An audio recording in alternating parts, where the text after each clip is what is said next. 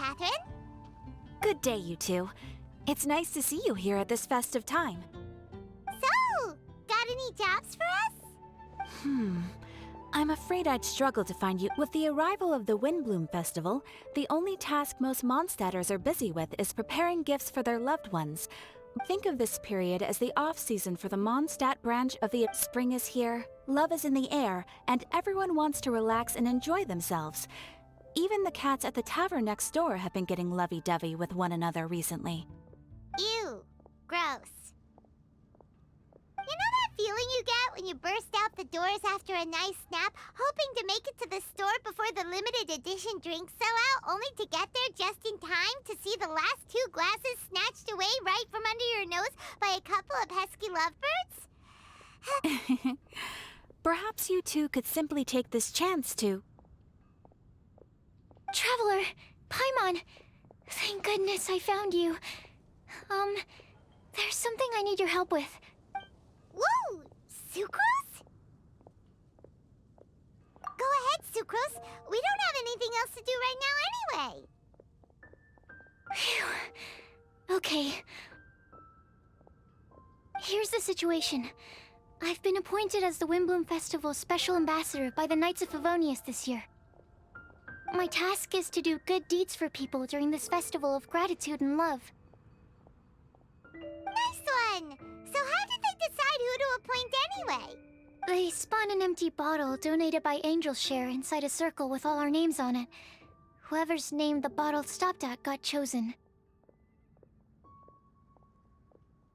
I think so too. But everyone said that it was to make it fair, so everyone had an equal chance to become the special ambassador. The thing is, I'm not great at dealing with people, so I was really daunted by it at first. But I'm still glad that I got this role. Luckily, I came up with a way to spur myself on, which has helped. Have a look.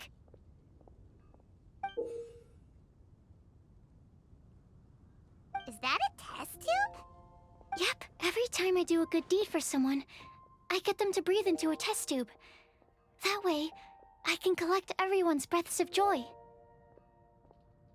Sounds fascinating.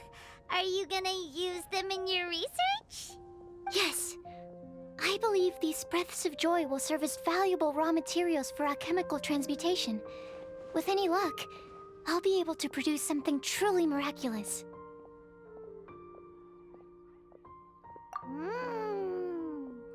Darn, now Paimon's hungry.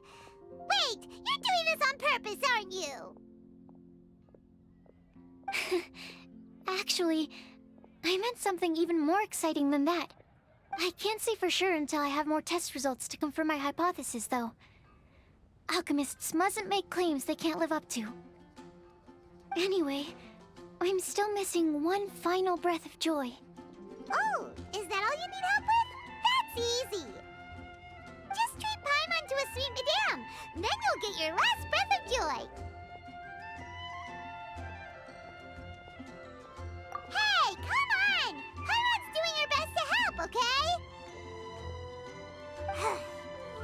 So, does it need to be more like official or ceremonious or something? No, joy isn't measured in those terms at all. Let me put it this way. Have you ever planted a fruit seed and cared for it while it grows? In the same way that those tender, sweet fruits are the product of your time and effort, the amount of joy derived from an experience is positively correlated to the degree of hardship overcome during it. For example, in my case, I would say that to experience a statistically significant amount of joy, I'd have to do something like spend 6 months developing a medicine formula to a point where it was finally consistently effective. Similarly, in order to collect a significant amount of joy from other people, I have to find ways to do something sufficiently challenging on their behalf. Oh, Paimon gets it now. Long story short, you want us to help you find people for you to help.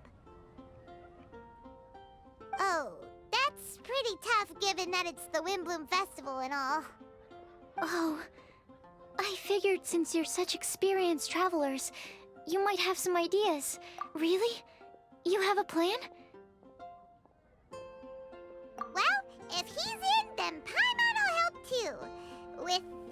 trying anyway. But, if things don't work out, can Paimon still get that sweet madame? Oh, come on, Traveler. This is a festival of gratitude and love, after all. How could you refuse? Excuse me, Sucrose? Could I borrow you for a second? Package for you. Oh, sure. Be right back.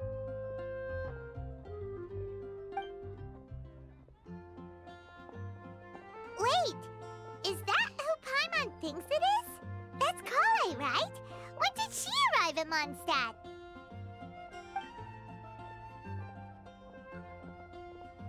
Let's go say hi!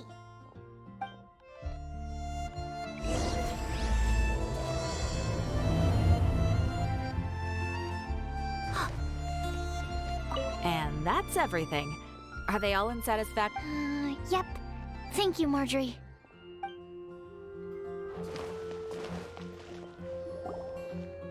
Kale! Hey! Oh, hey you guys. What are the chances? You were staring into space just now.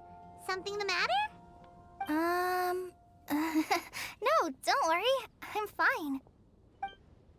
I was just looking at a Mondstadt children's book in the souvenir shop over there. While I was flipping through it, a piece of paper fell out. The writing on it was really mysterious. Almost like a prophecy. If you can do these things, you may light the lantern of utmost joy and receive a supreme blessing. And what does these things refer to? Find a flower that is not of this world. Find a guide who will never get lost.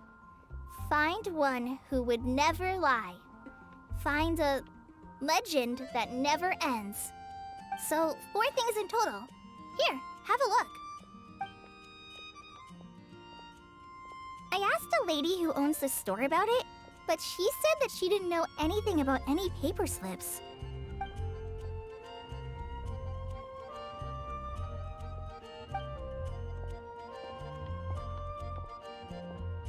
Hi there. Sorry to butt in, but what's the name of that storybook you just mentioned? Oh, it was called The Boar Princess. That is strange. I've read that book, and it sounds like that note you found has no relation to the story at all. Do you know her? Let Paimon do the honors. Kale, this is Sucrose, an alchemist with the Knights of Favonius. And Sucrose, meet Kale. She's a trainee forest ranger from Sumeru's Avidia Forest. Hello. Hi.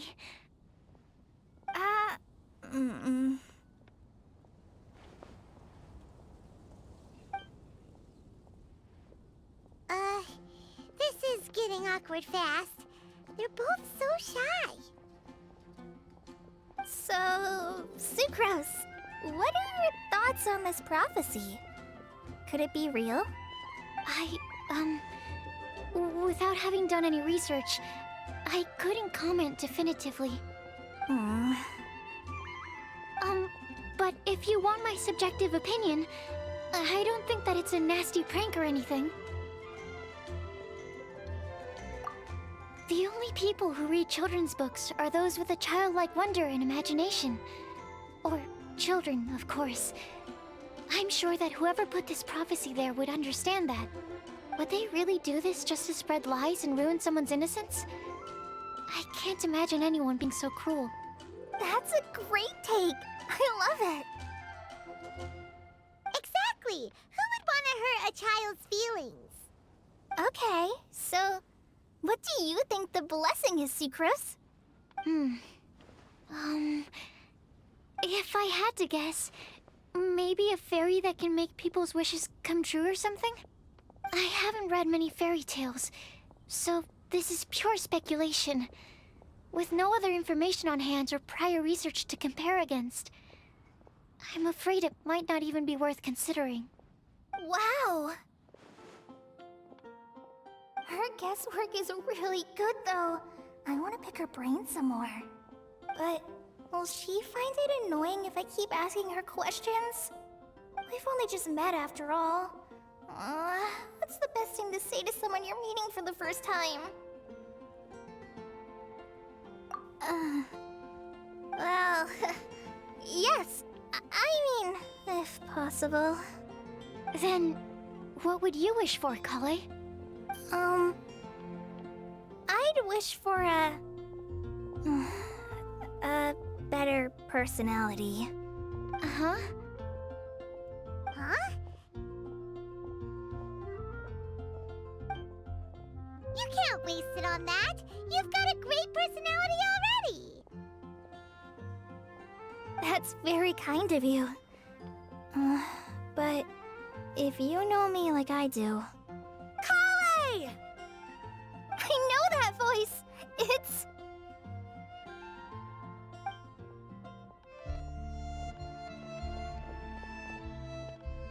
Kale! Whew. You made good time, huh? You're way earlier than I expected.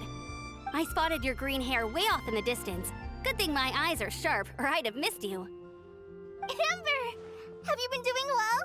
Did you... finish all the pita pockets I brought you last time? You bet! They're getting yummier each time you make them. Huh? Wait, remind Paimon, have you been to Mondstadt before?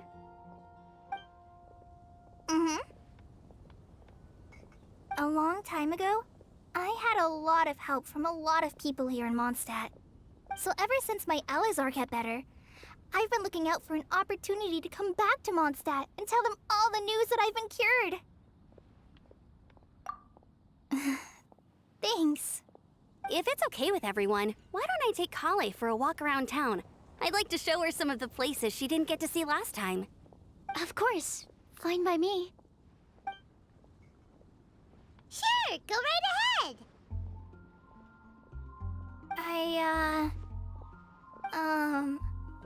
Sorry, Amber. I agreed to meet my traveling companions by the city gate in a few minutes, so I can't go with you just yet. Oh, that's all right. In that case, you guys go rest up, and I'll go see Master Jean to ask for some time off. Oh, okay. Traveler Sucrose, could you look after Kale for now? I'll come get her later and take her out. There's still a whole bunch of people I need to introduce her to. Sure, no problem. Awesome. See you later then.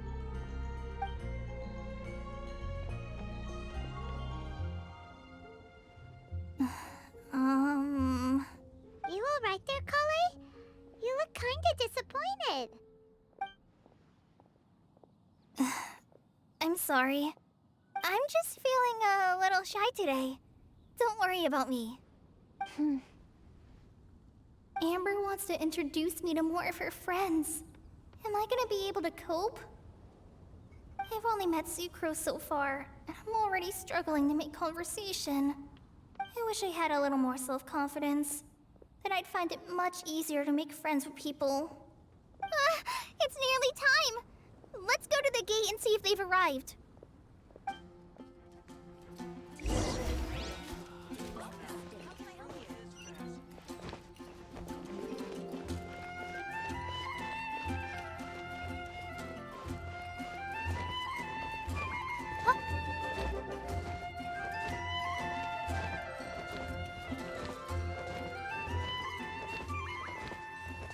Welcome to Mondstadt. Hope you...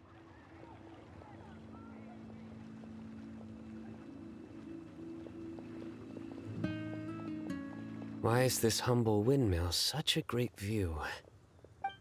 I mean, it's understandable. It must have been a long time since you last came to Mondstadt. Because it is the true Great Vayu Viastra?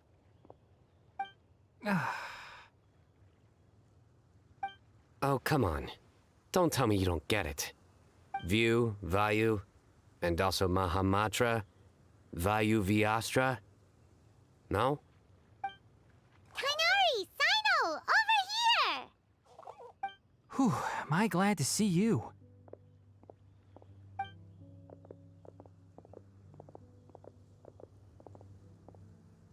And who's this young lady? Master, this is Sucrose, an alchemist with the Knights of Favonius. We just met. Sucrose, this is my teacher Tainari. He's a highly respected forest watcher in Sumeru, and he's also a very famous botanist. Kale's exaggerating. I'm Tainari. Pleased to meet you. So you have a teacher as well. The pleasure is all mine, Tainari, sir. Yep, he's extremely knowledgeable too. And this is General Mahamatra Sino of the Sumeru Academia. He's really famous in Sumeru as well. Greetings. Though if I might say so, we're purely here for personal reasons. You needn't be unduly concerned with our official positions. And Kale, there's no need to use my full title. Sino is fine. Or sir, if you absolutely must. Indeed. We're not here in an official capacity, just to keep Kale company on her vacation. Keep me company? But it was you two that insisted on coming. Kale is very important to us. We felt obliged to ensure her safety on the long, treacherous journey to Mondstadt. But I've been here on my own loads of times before. What about your work, though? What if something bad happens while the General Mahamatra's away? There should be no issues. I have left my duties in the hands of my subordinates, and 2 especially reliable helpers. Oh, Sucrose. What were you saying about you having a teacher as well? I was just going to mention that I think we're in a somewhat similar situation. I'm an assistant to Mr. Albedo, Mondstadt's genius alchemist. Oh, please, Sucrose. Genius is an unnecessary epithet. It will serve only to leave an exaggerated impression of me in the minds of our guests. Mr. Albedo, but it is an objective truth. Hey, Albedo's here too! Great! The more the merrier!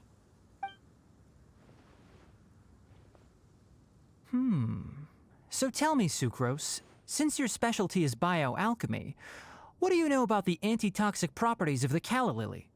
Wait! Can we hold off on the nerdy topic for now? Paimon doesn't want to be left out. Oh, as it happens, I've studied the calla lily in quite some detail before, with it being a species native to Mondstadt. I wrote a whole report on my findings. If you're interested, Mr. Tainari, sir, I can go get it for you. We're supposed to be here on vacation, and you're already thinking about how to improve your herbal medicines? Also, I thought we'd agreed to take on new identities for this trip. What new identities? Mine was Adventurer Sino, skilled desert explorer. Tainari's was technological consultant to the treasure hoarders, and Kale's was traveling musician.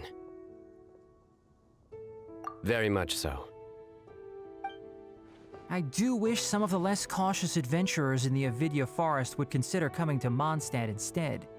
What Philanimo mushrooms lack in texture, they make up for in not causing vomiting or diarrhea. Are you contemplating using some compounds from the calla lily as active ingredients in a targeted antidote? Yes, I gathered a few on the way here, and my initial research suggests to me that it could be worth a try. Okay, I got it. But as much as I don't wish to be a wet blanket, it takes a huge amount of experimental data to conclusively prove how different drugs interact. Estimating the total development time would be very difficult. Add in the time for procurement and delivery of essential materials, and I'm not sure if we could complete development before you need to return.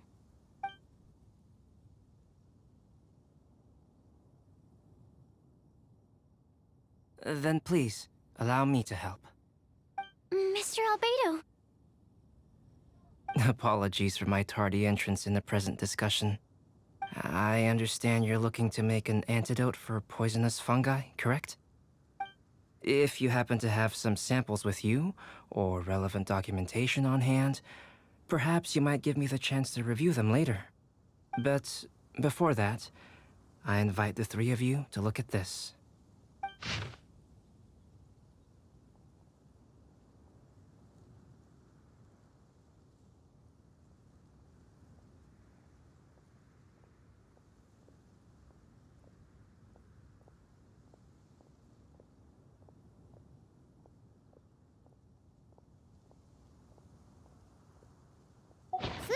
lodging arrangements.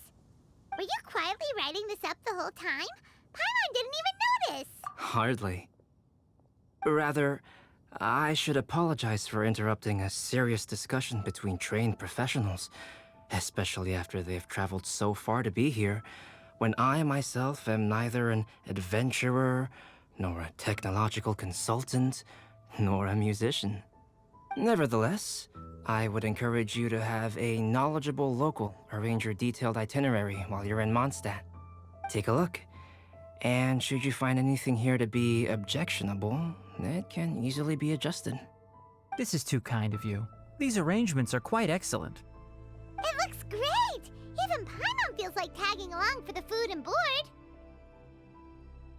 That's why it's called tagging along! Very comprehensive. The adventurer, technological consultant, and musician all approve. Thank you. Just one thing. We'd like the chance to cook as well. Why don't we change the group dinner to a camping and cooking trip? I'll help pitch the tents! I can help too. And Paimon will take him to Good Hunter to order some starters. Mondstadt's cold cut platter is not to be missed. Great, then it's decided. Sucrose and I will bring the three of you to your inn for a quick rest. You two, let's meet by the lake this evening.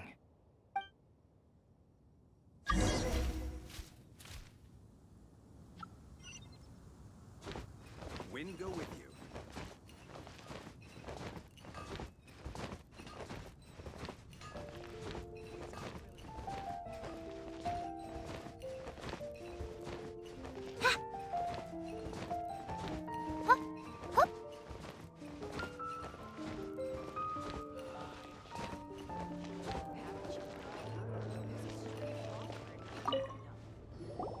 Hey, Sarah! Can we have a cold cut platter to go? Sure, coming right up. Would you like anything else? Do we, want anything else?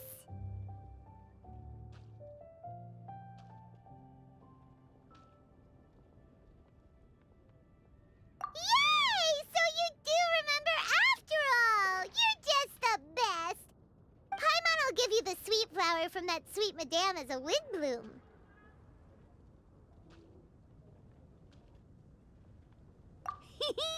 No need to worry about that! Paimon can make room for good food. All right, just a moment. Oh, that was great. If that was a Windbloom treat, then Paimon wishes it could be the Windbloom Festival every day.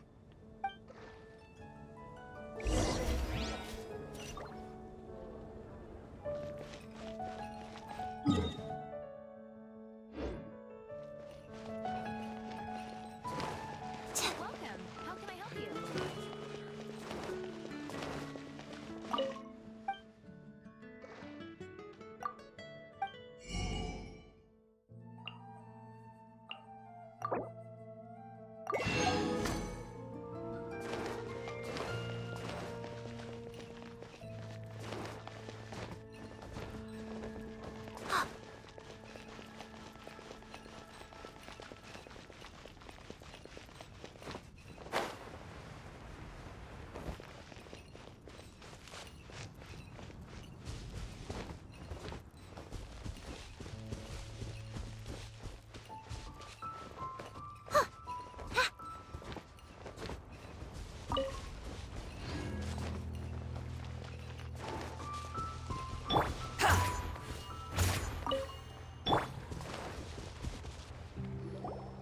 All right, looks like we're all here. Not at all. We just came early to set everything up, since we happen to be free today. Kale put up the tent so quickly, but still managed to tie very sturdy knots. You can really tell that she's a professional. I didn't do much apart from passing materials around. Thanks. It's all thanks to Master and Sino. They taught me everything I know. What can I say? For a skilled adventurer, this is just another day on the job. Are you quite finished? Or were you going to sing each other's praises till the moon rises? Come on, let's all sit down.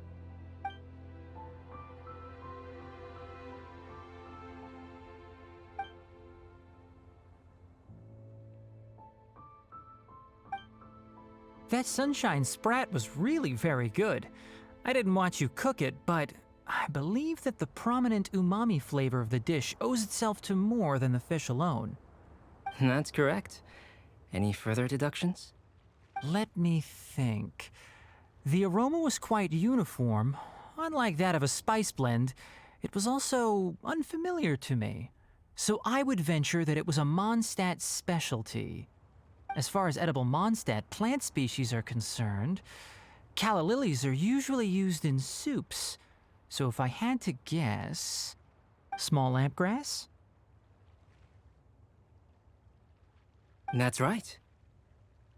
I've long heard that Sumeru's fish with cream sauce is noted for its gentle texture, which brings out the tenderness of the fish. Here in Mondstadt, we're not quite as varied in the use of spices as in Sumeru, but the principle of bringing certain distinct flavors to the forefront through combinations of natural ingredients is very much the same. I liked it a lot. I'm curious as to the exact ratio of ingredients. I'll write a copy of the recipe for you. Would anyone like to try the nutrient-dense meal I made? I'll have some. What about you, Kale? It doesn't look like you've eaten very much. Is your appetite low at the moment? No. I just don't eat a lot normally.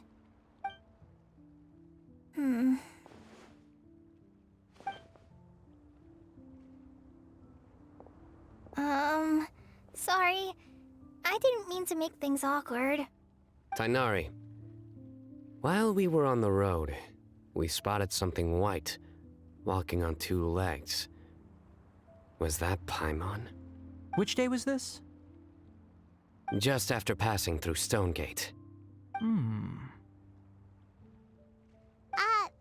are you sure your eyes were working that day? Or maybe your hood was blocking your vision? Paimon always flies. There's no way she'd ever walk. Is that right? I thought that you'd made me snacked on too many local ground nuts.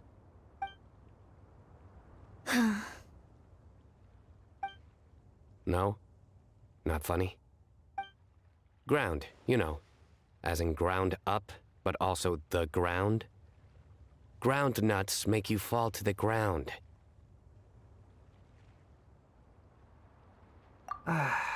Think of this as part of the process of getting to know Sino. On the bright side, these jokes show that he thinks of you as his friends. Still, we could test a hypothesis. What hypothesis? That plant species indigenous to Mondstadt may have an effect on the motor functions of flying lifeforms. Hey! Paimon's not your test subject!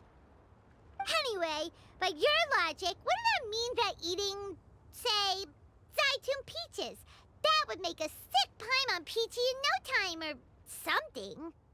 Hey! Not you two! I think the Traveler and Paimon's conversations are more entertaining than Sino's jokes. I see. You must have been keeping quiet about this grievance for quite some time now. You seem much cheerier now that you're here in Mondstadt, Sino. Actually, it feels like you're a completely different person. That's because I'm Sino the Adventurer.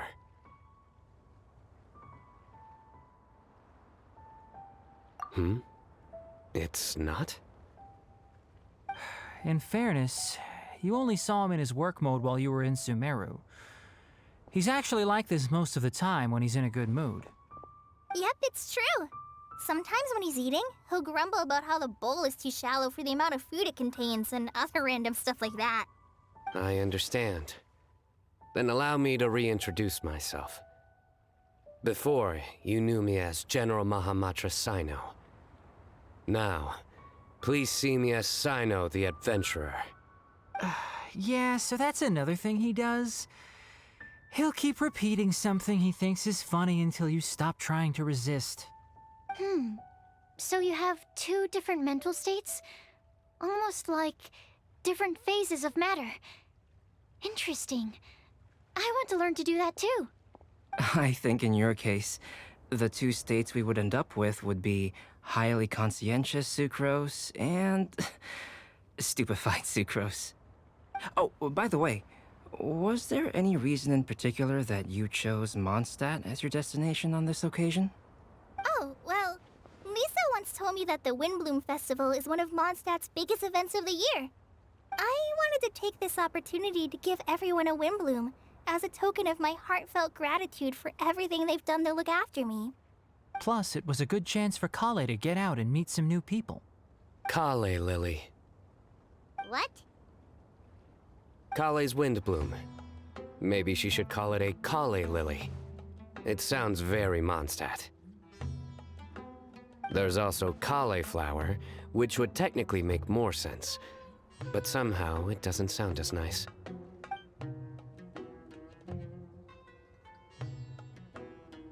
Moving swiftly on. Wow, he just completely ignored the joke and carried on the conversation. Guess sometimes that's the only way forward. Sumeru's been through some major changes recently, and things at work have only just started to calm down. I don't get many opportunities to take a vacation, and this was a chance to join Kale on her trip while also learning a few things about Mondstadt's flora and fauna that I'll be able to pass on to my peers and students on my return. Two birds with one stone. How about you, Sino? I came to ensure Kale's safety. That's just an excuse. Plain and simple. Also, there's the matter of a Genius Invocation TCG custom-made card back. Aha! So you did have an ulterior motive. Have you all played Genius Invocation TCG before? And that is why I am proud to call you my friend. When I first began contemplating getting a new card back, I asked around before eventually deciding to ask the legendary Mr. Kaltz for guidance. A friend of mine, Sawada, whom I played cards with on occasion, had been to Inazuma for the Irodori festival. He told me that Kaltz was a Mondstadter, so I should try my luck there. Calx? Isn't that... You mean, he's a friend of yours? I see. So, you came to Mondstadt in search of Calx. No, that is inaccurate. I came here principally to protect Kale. You most certainly did not. Kale's been here on the quiet numerous times, and this is the first time you felt the need to join. Not only me, same applies to you too, doesn't it? If my writer friend were here now, I'm sure he would describe this curious coincidence as having the makings of a good story. It's always a pleasure to meet a fan. Oh, here he comes. Wait, you mean you're Mr. Kalx? Having my new friends address me by my pen name feels somewhat unusual. Please, just call me Albedo. Huh. So you're Calx. Sino's been talking about you non-stop recently. He's intent on getting you to design a bespoke card back for him. You didn't have to say all that. I don't usually take private commissions, but I believe that we are friends now, all of us. Our conversations have been deep and interesting, and Sino, your passion for this game is indeed one of a kind. I can see it in your eyes. Obviously. And given that you've come all this way from Sumeru to see me, I'd be quite honored to take this commission. Wow, your teacher's so nice. I feel the same about yours. Well, they definitely have different personalities, but they're similar when it comes to their character. So, how much should I budget for the timeless masterpiece you will produce for me? Surely, timeless masterpiece is something of an overstatement. Any artwork fit to appear on the reverse of my card decks is by definition a timeless masterpiece. even if I do say so myself. Don't mind him. These TCG nut jobs are all like this. I see. So, this has an almost religious significance. Well, for starters, I'd like to hear a few more of your jokes. My jokes? You like them? I do. Really? I didn't see you laughing. Yeah, well, the joke's ability to induce laughter is a separate matter, but I certainly find them fun. If I might interrupt, does anyone else smell something strange? My nutritional meal! Will it be okay? Should we go over and take a look too?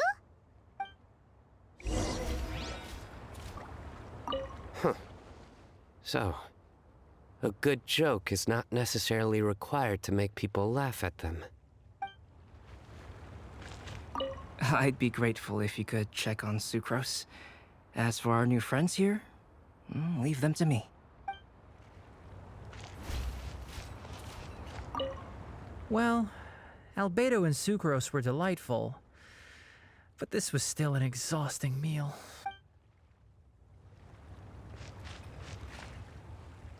The cooking pot.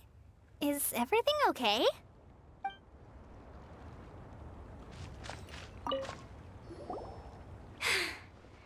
Only the base is burned. We can still use the cooking pot. It just needs a bit of a wash. Good thing Tainari's nose is so sharp. Has he been in this kind of situation a lot before? I know, it's just... I'm sorry to disappoint Sino. I guess we'll have to do this again another day. Oh, yes. I'm not sure if you've noticed. Kali seems a little... depressed. I noticed she was in a low mood when everyone was talking. Remember that note she received? I was just thinking. I want to try solving this riddle and giving Kali the chance to accept the blessing. Oh, yeah! She's someone who needs your help. Exactly. Maybe she'll be willing to breathe into my test tube. But anyway, that can wait. As much as I'd like to make progress in my research, I'd prefer to see her smile. All right, we'll help out too. You will? Then tell me, honestly, do you think that this prophecy is for real too? Huh? Right! Alright, let's meet at the alchemy crafting bench in the city. I've got some thinking to do in the meantime. We're back. Oh, what a shame. You just missed a joke about windmills. Stop, please. I don't need to hear it a 5th time. That bad, huh? Well, now Paimon really wants to hear it for some reason. Didn't you say you want to see the Dragon of the East at some point? When are you going? Tomorrow morning. And you? What are your plans? I'll go into the mountains to have a stroll and collect a few plants as samples. Oh, perhaps I could join you? I'll be looking for inspiration for these card back illustrations. Found you! I knew I was onto something as soon as I saw the fire. Wow, you have really sharp eyes. That's an outrider for you. Uh-oh. Did we break the fire safety rules or something? Actually, you didn't. Strictly speaking, you should have reported your plans first. But since 2 of our very own alchemists are here, I'm happy to look the other way. Ah, yes, introductions. I'm Amber, and this is the Reconnaissance Company Captain Eula, a good friend of mine. Good evening. You are friends of Kale, yes? A pleasure to meet you. Oh, Amber and Eula. The pleasure is ours. I've heard a lot about both of you from Kale. Oh, really? All positive, I hope. You asked that last time, too. Of course it was positive. I'd say... we hear the latest news about you every time you write to Kale. Glad to know we've made a good impression so far. Anyway, we're just here to collect Kale, so don't let us interrupt your chat. Come on, Kale. We're gonna take you to check out a few scenic spots. Okay, great! Still as high energy as always. You know Amber? Yes, we've met. She's Kale's most important friend. And for that, we are also very grateful to her. That's Amber for you. Her outgoing personality means she can make friends with just about anybody. It's getting late, and we still have a lot lined up tomorrow. I suggest we all head back and get some rest. All right, I'll start packing up.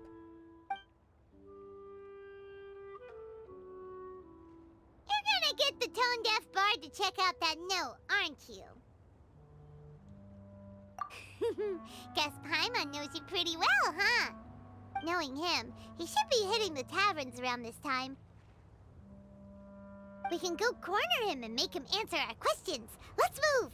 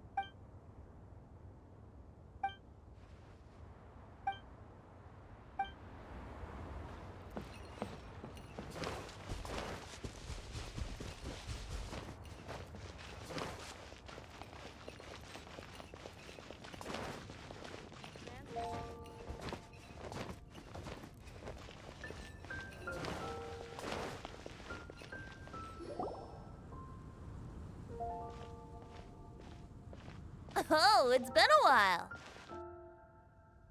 Paimon called it, tone-deaf bard drinking as usual. Put your drink down and get your game face on. We've got some important questions for you, mister. Okay. So, what do you make of it? Aren't you forgetting something? It's the Windbloom Festival right now. You can't just go around asking people for help so blatantly. Ugh. Well, if you won't tell us the answer, could you at least tell us if this thing's worth a shot? Sounds to me like you want a hint or two. A fine answer. The person who wrote this prophecy is very powerful. If you manage to solve the riddle, good things are sure to happen. Also, I happen to know where this lantern is. Once you've found the 4 things, I'll even write the location down for you. Isn't that generous of me? Whatever. We weren't expecting much from you anyway. You can get back to guzzling wine and blowing wind now. Oh, woe is me. Paimon sees me as nothing more than a drunken wastrel. There are actually a great many things that we bards are required to do. It just happens that enjoying life is the most important one. Once this is over, would you like to join me for a drink? You know, a favor for a favor.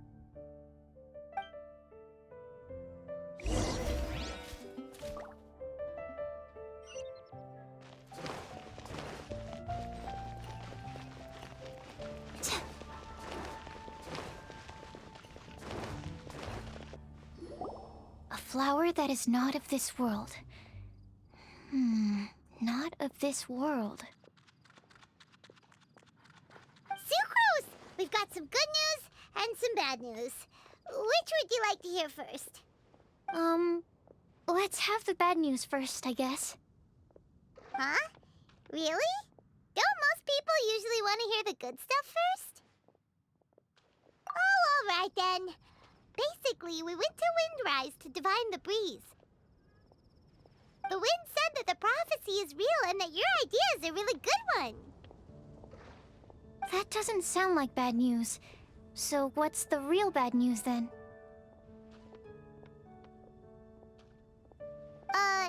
Paimon ate the bad news!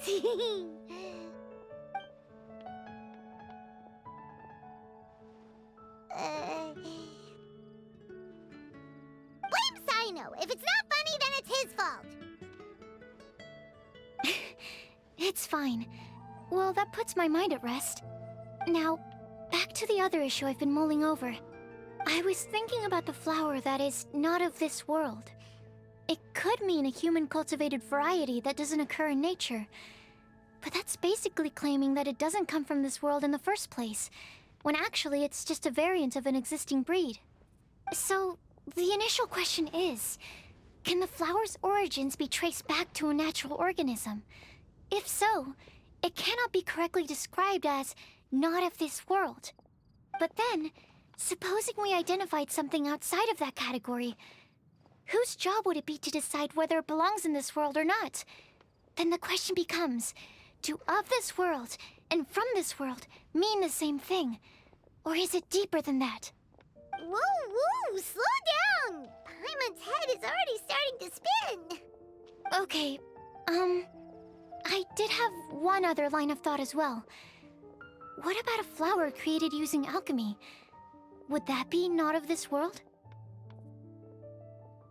Albedo may know the answer, but asking him right away would be like asking the teacher for the answers to your exam paper. It would render our search for the truth meaningless. I'd rather try and figure this out for myself. Could it be the wind bloom? Oh, now that you mention it, that's definitely a possibility. The wind bloom doesn't refer to a specific flower. Everyone defines what it means for themselves. In which case, the wind bloom doesn't exist in reality. This does seem like a promising direction. I've made a note. Okay, I better go read up on this. Yay! Paimon was actually useful this time! Guess we have that sweet madame to thank, huh? I'll need some time to prepare. Could we meet up here in, say, 2 days' time? Sure thing! In the meantime, we'll also think about the other 3 riddles in the prophecy. But, since we're really going for this now, shouldn't we say something to Kale about it? I originally wanted to leave it as a surprise for her, and I also didn't want to get her hopes up over nothing. But you're right, Paimon. I'll need to be careful how I word it. But I'll try to find some time over the next couple days to mention it to her. Alright, thanks so much.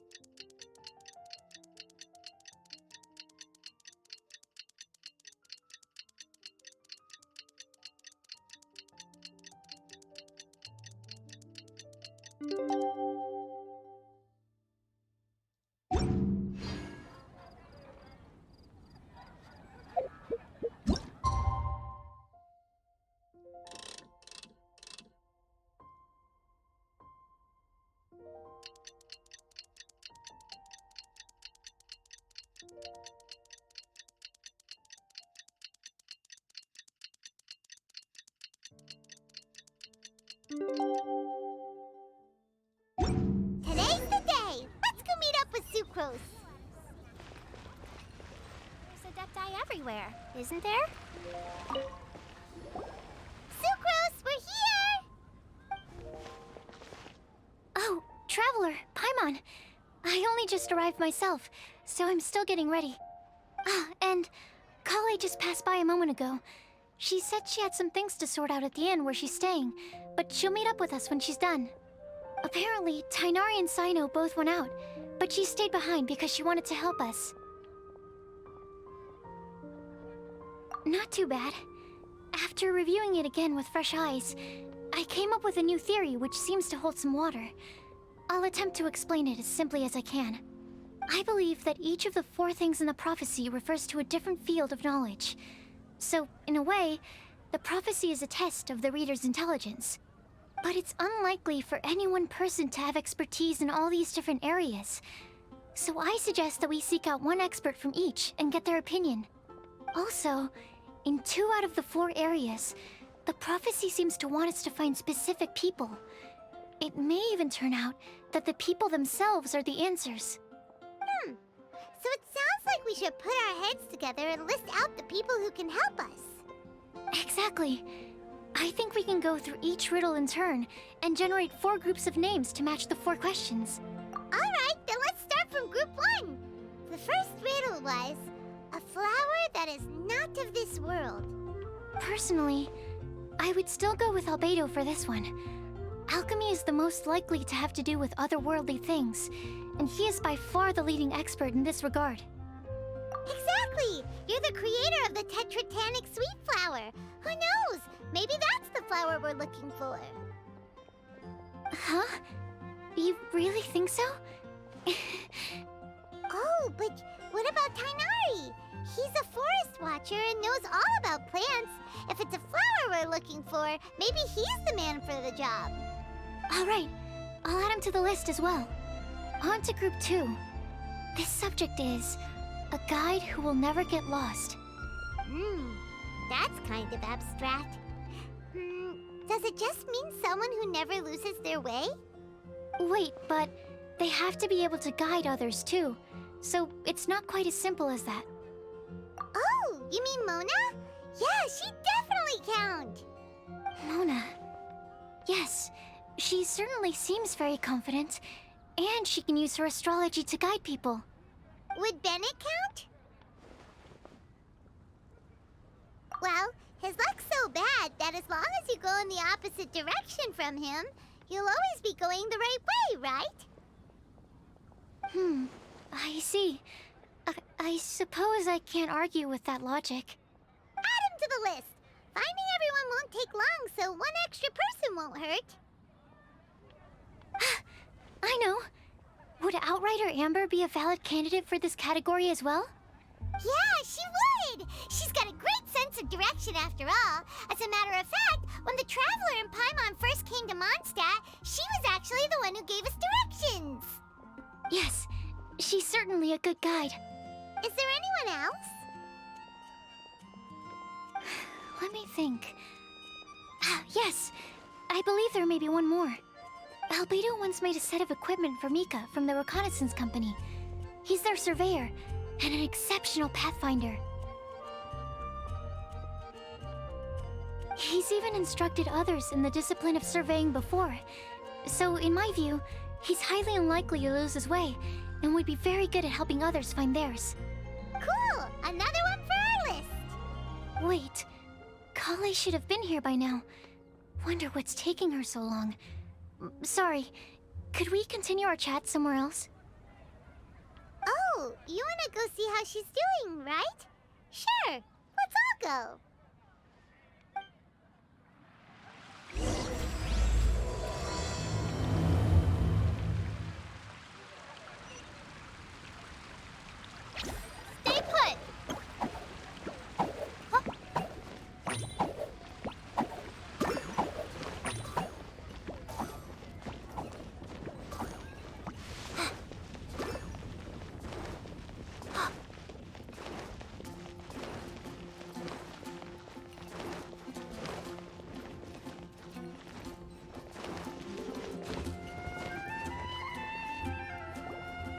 Kale. Hope we're not intruding or anything. Is everything okay? Sucrose! I was preparing some stuff. Is it time already? Oh no, I'm sorry.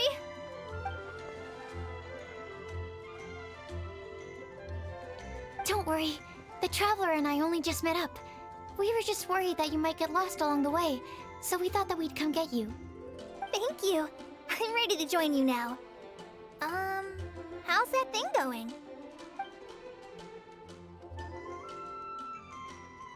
So let's pick up where we left off. Next up is the third line. One who would never lie. Anyone spring to mind? You really think so? Seems like it would be pretty difficult for someone in his position to avoid having to lie.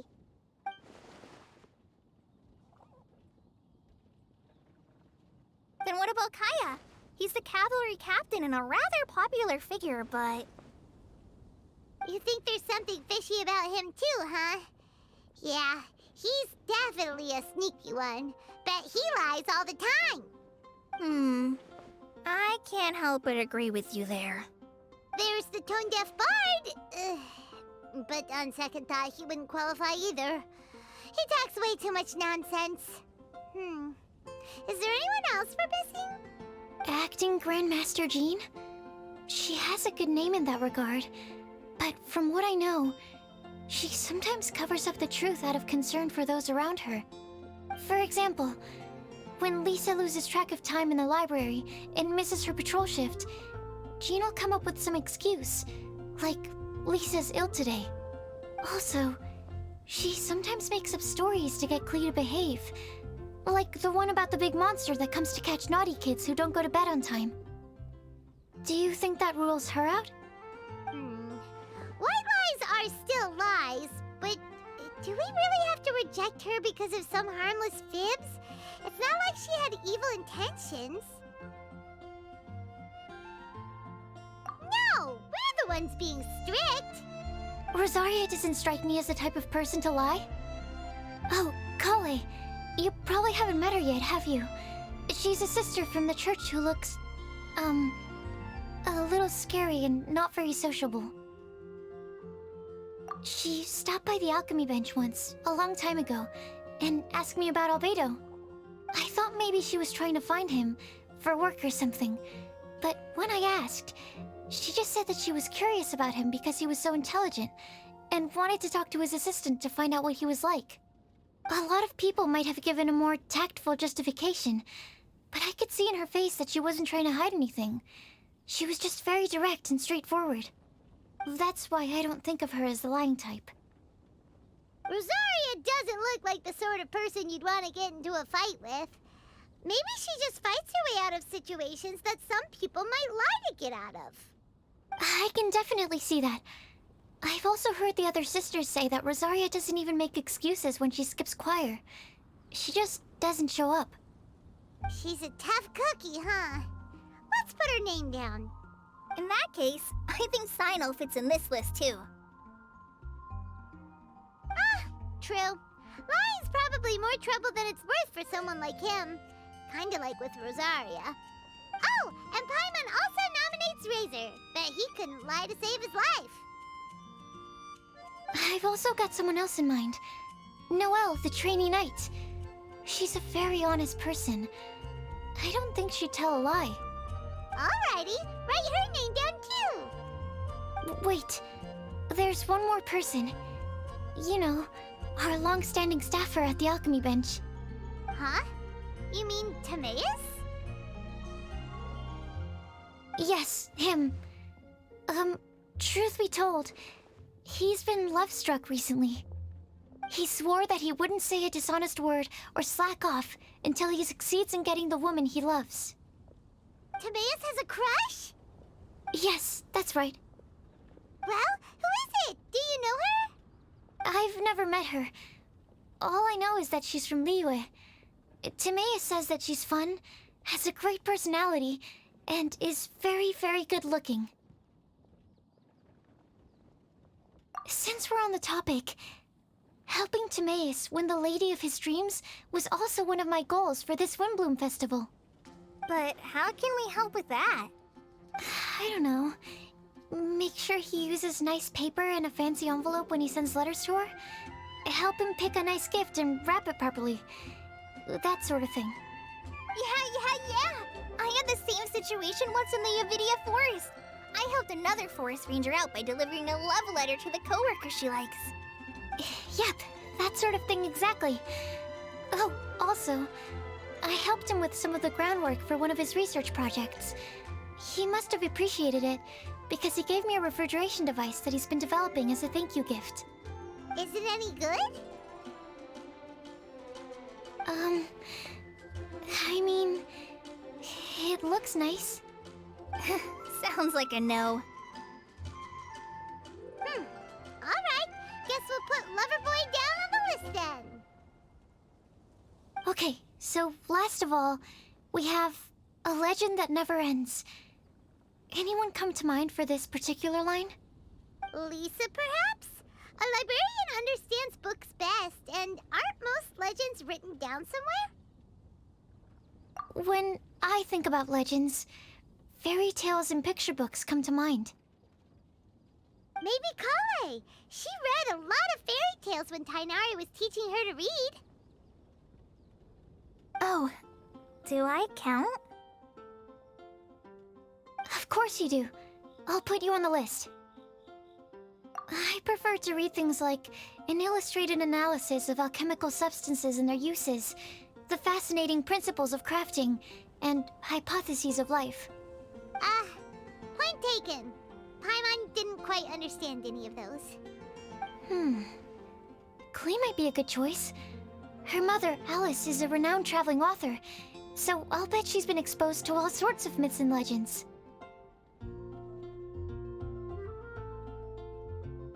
Alright then, Klee makes the short list.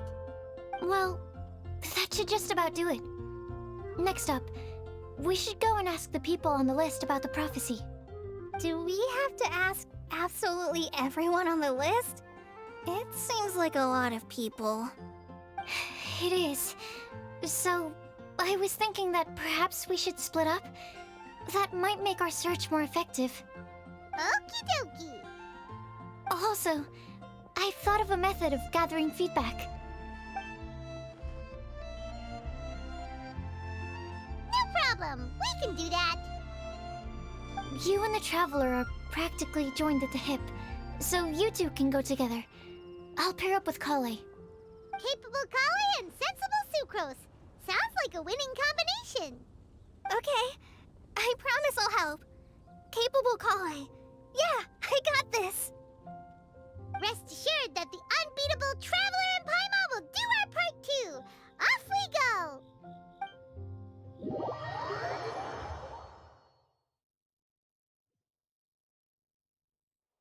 I plan on starting from the person with the most defined stronghold. So let's go to the library. Lisa should be there. Stronghold. That's an, interesting word to use. Maybe den? No, that's even worse. How about layer?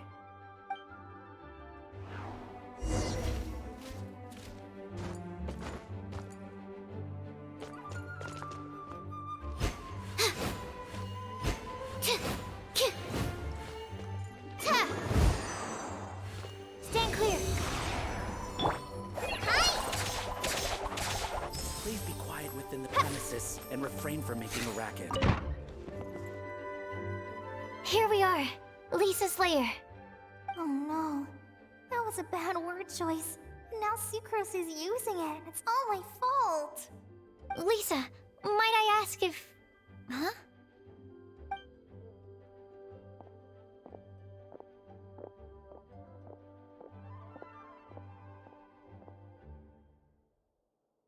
Sucrose. Kale. What are you doing here? I can only sucrose that they were Kale-ing on someone. At least that's as far as I know. Oh, please, just stop it with these puns. I beg you. Are you trying to win worldwide fame for unfunny jokes? Is Lisa not here at the moment? Surprising, isn't it? She went out. I'm afraid it's just us here looking for information. Except me. I'm not here for information. Like you, I came here for an abortive search for the librarian, who is also my academia senior. Oh, so you studied in the same darshan as Lisa? That's right. Her mentor in Sumeru was also my benefactor. We were both Spontamod students. Wow, that's cool. But wait, we're getting sidetracked. We came here to look for some information. Kale and I are investigating a prophecy, and we were hoping you all might be able to help. Oh? What sort of prophecy?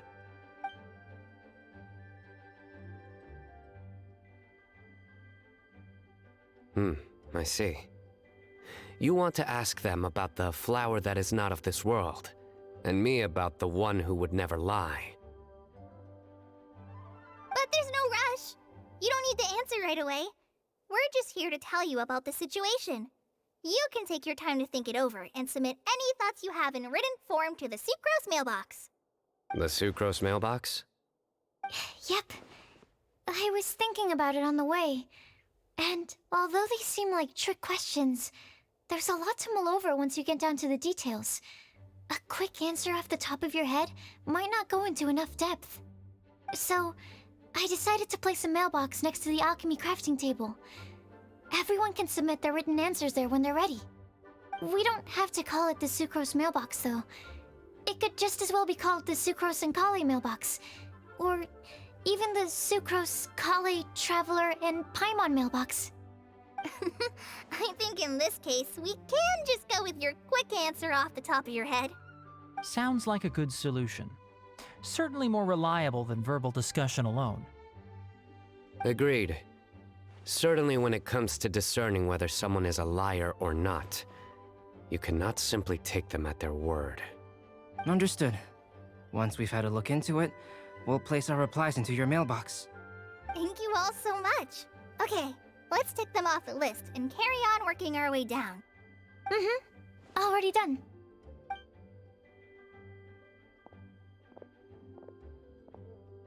I'm pleasantly surprised to see those two introverts getting along so well. Do you get the feeling that Kale's return to Mondstadt has emboldened her more contrarian side? Yes, I'd noticed that too. Traveling and meeting old friends are both good for the body and soul. And isn't rediscovering one's youth while revisiting old haunts a worthwhile pursuit? When I first met Kale, she'd never known happiness or youth, but things are different now. Her Elazar being cured was a huge milestone in her life. Kale is a very sensitive and introverted child. I'm sure you must have noticed that too, Albedo. From the time she's been in my care, I've observed that she's actually a very lively character by nature. But she had a very rough start in life, and it changed her. So, might I assume that your respective claims of looking for plants and artists in Mondstadt were just pretexts? I wouldn't say that. Both Kale and Genius Invocation TCG are very important to me. Would it really kill you to just say yes in this situation? Fine. Yes, we came out of concern for Kale. She's been back to Mondstadt of her own accord several times, but it has led to no significant improvement in her mood. Well, it won't hurt to give her some more time. I believe that Sucrose might be able to help her. Sounds like an extension of your own self-confidence as her teacher. You could say that. In a similar vein, I've heard that Sumeru scholars often build their social relationships based on their academic ones. Is that true? I suppose it might look like that from your perspective. Sumeru society is something of a special case. The reason it is known as the City of Learning is because all of its resources are in some way linked to academia. As such, academic resources equate to social capital. It is not unheard of, for example, for people to build a family in order to pursue further studies. But the relationship between the three of us is not an academic one turned social. We've never even worked on a paper together for starters.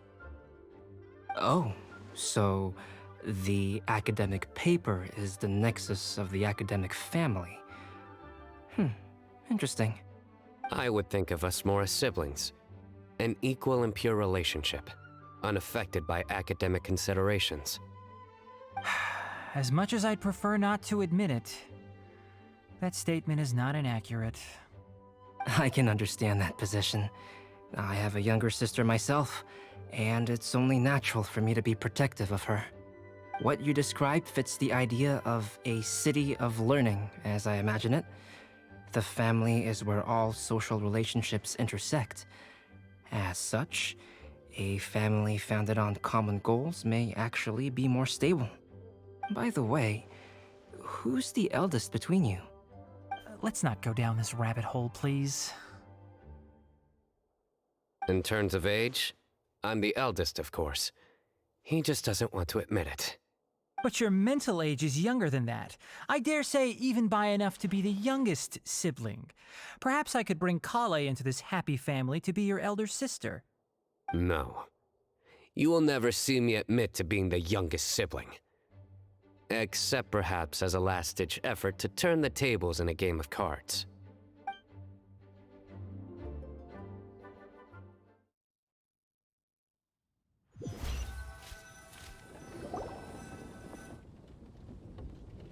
Guess we'll leave Kali and Sucrose to it. Fingers crossed all goes well for them. Now then, where should we go first? Let's try our luck at the bulletin board, shall we? A lot of people tend to show up there at some point in the day. Maybe we'll get lucky.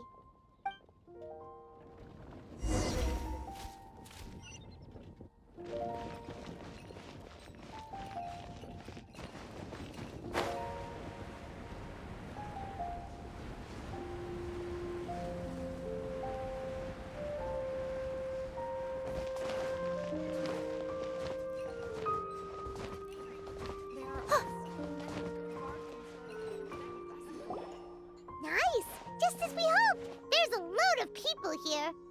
Huh? Even Lisa's here. Hey there, Traveler and Paimon. It's been a while. How have you been?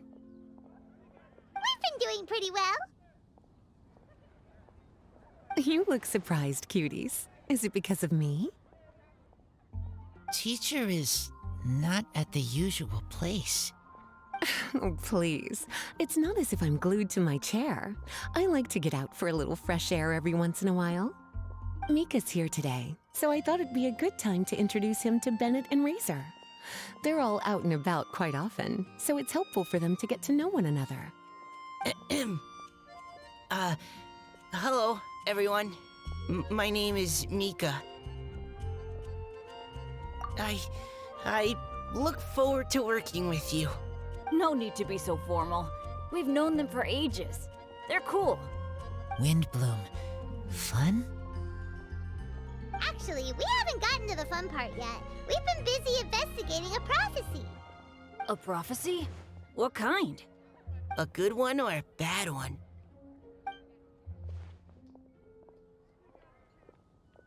Gosh, that all sounds quite fascinating. I can't believe I made it onto your list of names. You really think I'll be able to help? Believe in yourself. Right. Believe in yourself. You're a first-rate adventurer, Bennett. Okay, then in that case, I'll step up and present my thoughts on the matter.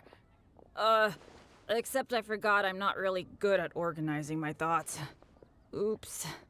Oh, there's no need to tell us all of your thoughts right here and now. Sucrose said she'll put a mailbox next to the crafting bench, so you can just write down your thoughts when they come to you, and drop them there. A meticulous and efficient plan. Yep, that sounds like Sucrose. I will think also. Give me some time. You still have other people on your list that you need to go see, right?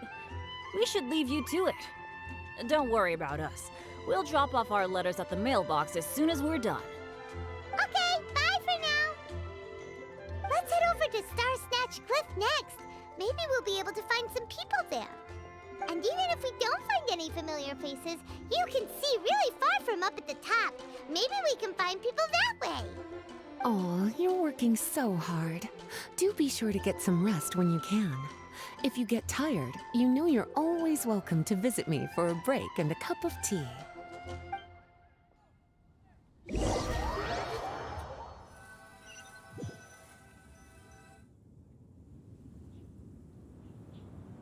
Where to next? Let me check my notes. Huh, this way. Got it. Kale, please follow me.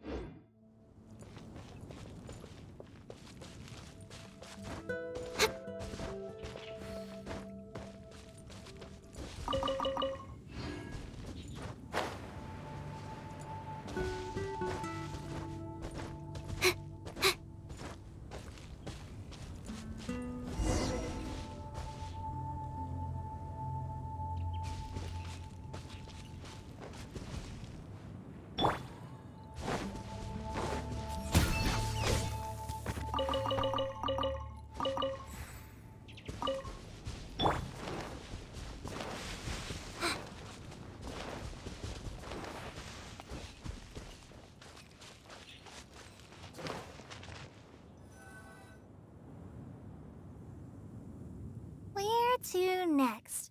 Let me check my notes. Huh, this way. Got it. Kale, please follow me.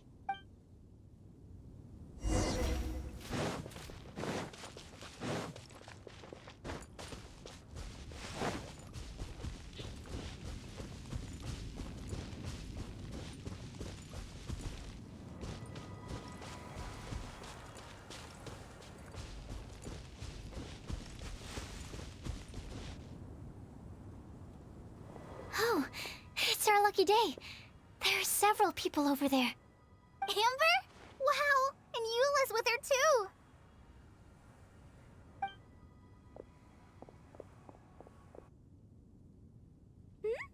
Oh, it's Sucrose!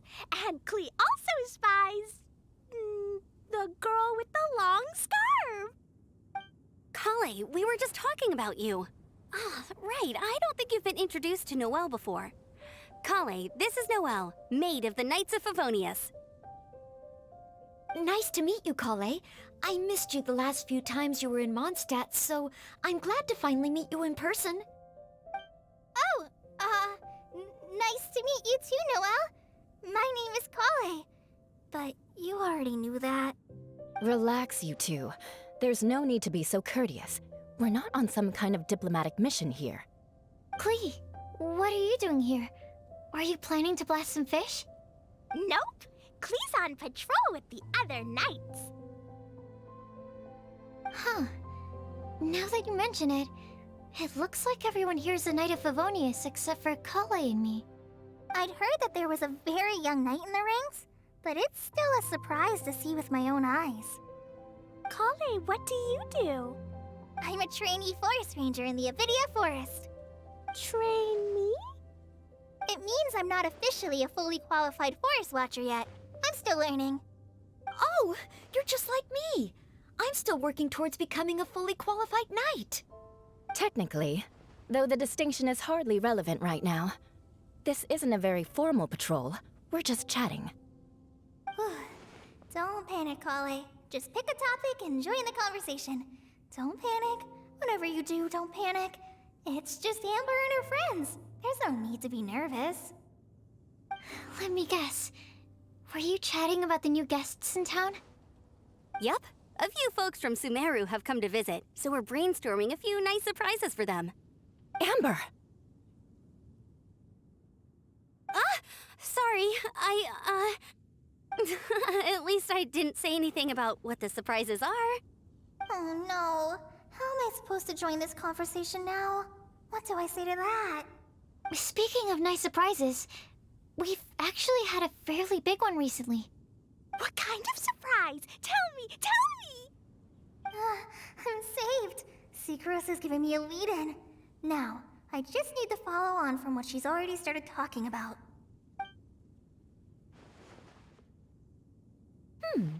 What an interesting prophecy. I have no idea what the answers could be, though. So essentially, you're gathering information to help you solve the riddles, correct? I'll do my best to help. Thank you so much, Eula. Anytime. There's no need to answer right away. We'll put a mailbox next to the crafting bench for people to drop us a note once they've thought of something. I'll drop something in there for sure. Nice idea. I think we can all commit to writing a note. We'll see what we can come up with. Yep, don't worry. You can count on us. But we do have to finish our patrol first. What route are you taking today? We started in the Stormbearer Mountains, and we'll end at the city gates. You'd be very welcome to join us, but it sounds like you're pretty busy with all this. No. There's always next time. We'll join up with you after we're done working through this prophecy. Oh, yeah, so, we'll be on our way for now. See you later. Have a safe trip back.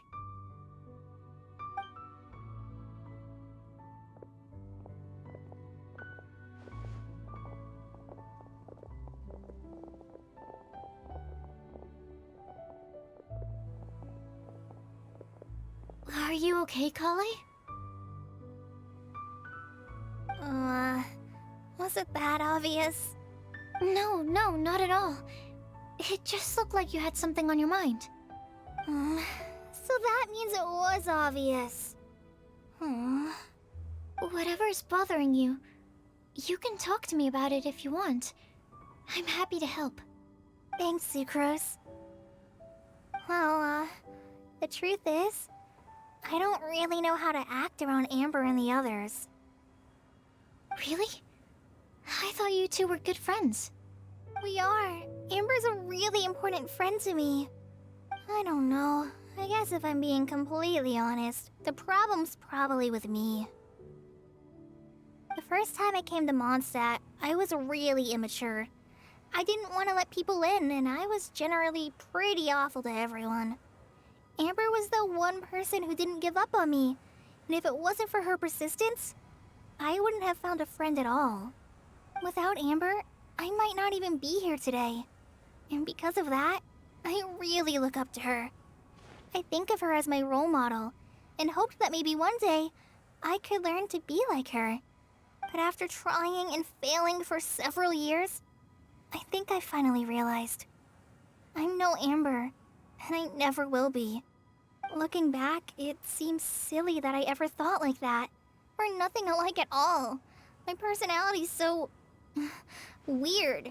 I always get so anxious and I overthink everything. Aw, Kale, don't say that.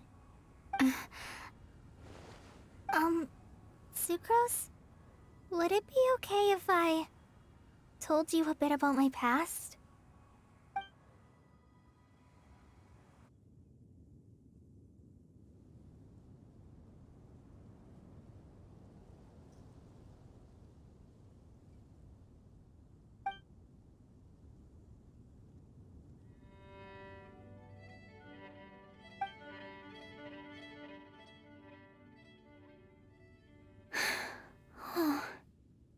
I already knew bits and pieces about her, but still, why did she have to go through all that? I'm sorry. We've only just met and I'm already dumping all of this on you. This is why I get so frustrated at myself. I'm always doing this. I get into a spiral of self-doubt, and then I end up having to find somewhere to vent it all out. No, it's fine. I'm really glad that you're willing to tell me all this. People don't open up about their deepest feelings unless they really trust the other person. Don't you think? At least, I think it's kind of an honor. And, I mean... you've probably noticed by now, but I don't have the best social skills either. I always just end up talking about the things I'm interested in, and going on and on. But even so, you still listen to me when I talk my head off about alchemy. It's a relief to listen to you talking about yourself for once. If you hadn't told me all of those things, I never would have guessed that you struggle so much. Honestly, I feel like we're very similar people. Really? Yeah. Everyone has their own problems to deal with. I certainly do. All the feelings that you talked about just now, I totally get it. It takes so much more effort for us introverts to fit into a crowd. When you were saying about how you try to think about what to say in advance, and you're constantly terrified of saying the wrong thing and making things awkward, I relate to that so much. Oh, and also that part about studying under a genius. In fact, before meeting you, I'd never met anyone who seemed so similar to myself. Oh. I'm not very good at giving words of comfort or anything, and I'm not gonna tell you to just get over it or stop worrying about it. How about we just sit here for a little while? We don't have to force a conversation if we can't think of anything. We can just sit here together. Sucrose has stopped talking, but for some reason, this doesn't feel awkward at all. Maybe she's right, and we're more similar than I realized. In Sumeru, I always like to find a quiet place to just sit and watch the scenery, but it's always by myself. I never thought there'd be a day when I could do this with someone else by my side. Mondstadt's breeze is so gentle and soft. Hey, Kale. See that cloud over there? Doesn't it look like one of my test tubes? I don't think so. Sorry. Then maybe we're not quite on the same wavelength on everything. At least, not when it comes to looking at clouds in the sky. Thank you, Sucrose. I feel much better after talking to you. Yeah, it helps a lot, doesn't it? I also vent to my flasks sometimes. The next time I get the chance, I have to show you my Tetratanic Sweet Flower and my Tetratanic Windbloom. Your Tetra... what? 2 of my favorite things I've made. They're really cool. I think you might like them. Oh, okay. Yeah, you'll definitely have to show them to me sometime. I brought some crackers with me. You want one? There's cheese flavor or tomato flavor. Sure. I'll try the cheese one. Aw, look! They're enjoying the scenery together. Shall we go play with them? No, it's fine. Let them sit for a while. We're not what Colleen needs right now. She needs a new friend. Someone different who's never met her before. I don't get it. Is there a difference? There is. You'll understand once you're a little older, Klee. People can draw different kinds of strength from different kinds of friends. And right now, Colleen needs someone that's just not the same old me.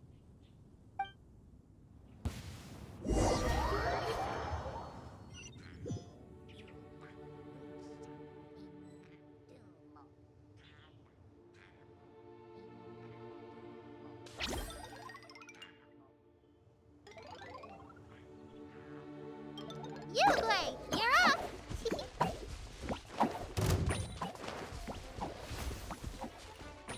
Not now.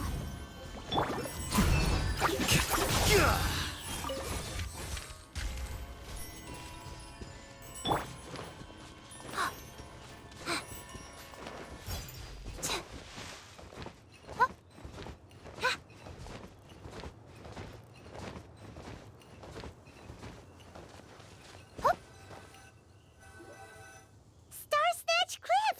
We made it! Paimon hopes we find someone we need here. Help! Oh, I beg you, please don't let go! Who's that yelling? Let's hurry and take a look.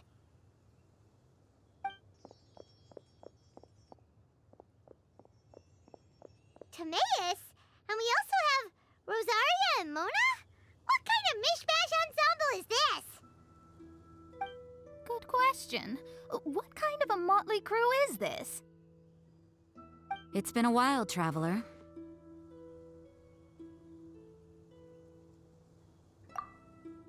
You two are looking pretty good. I trust you've been well.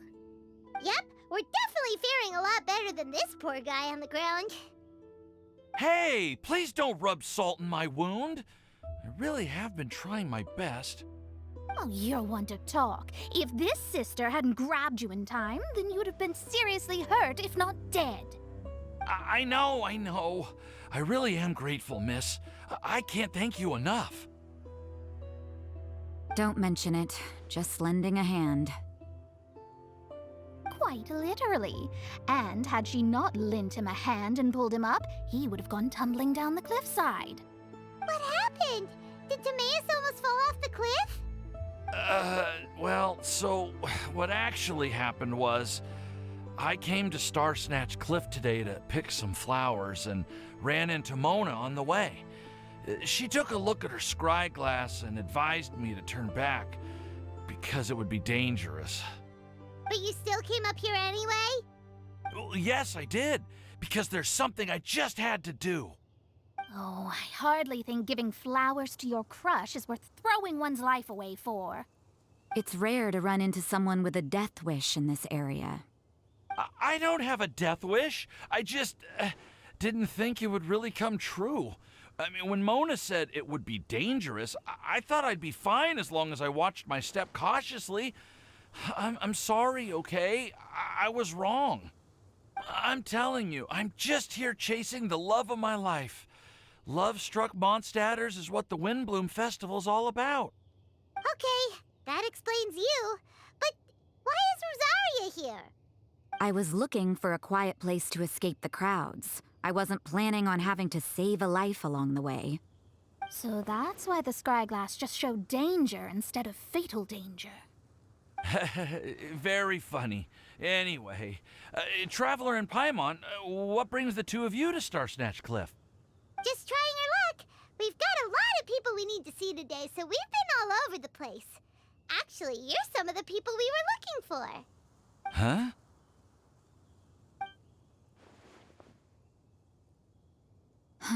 I see. So all we'll need to do is find some clues, make a note, and drop it off at the mailbox? I can't believe there's a prophecy like this, let alone that I have a part to play in it. Oh, I guess this means everyone will find out about my crush now. I came here because I wanted to give some Cecilias to the girl I love. They'll really suit her. She's... No one asked. Please, do not subject us to your gushing about your girlfriend. Oh, you saw right through me. You said you need clues, right? Well, in that case, Mona Magistus the astrologist will provide you with a personally handwritten letter. Just wait for it to show up in your mailbox. You can be on your way now. We won't keep you any longer. All right, then let's head back for now and meet up with everyone else. Will do. This is all so embarrassing. Thank you both.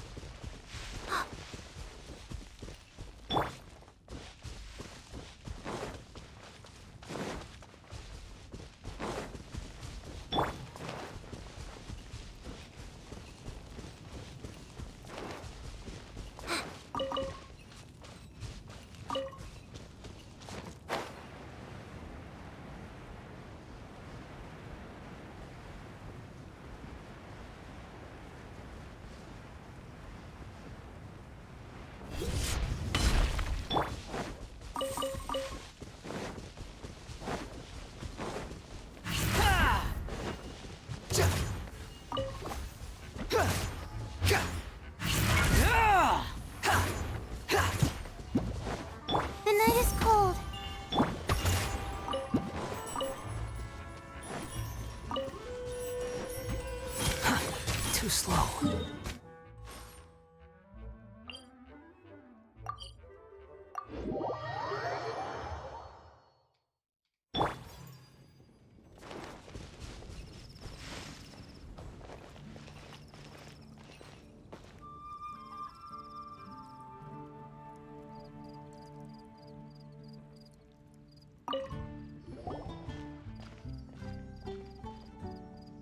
We're back!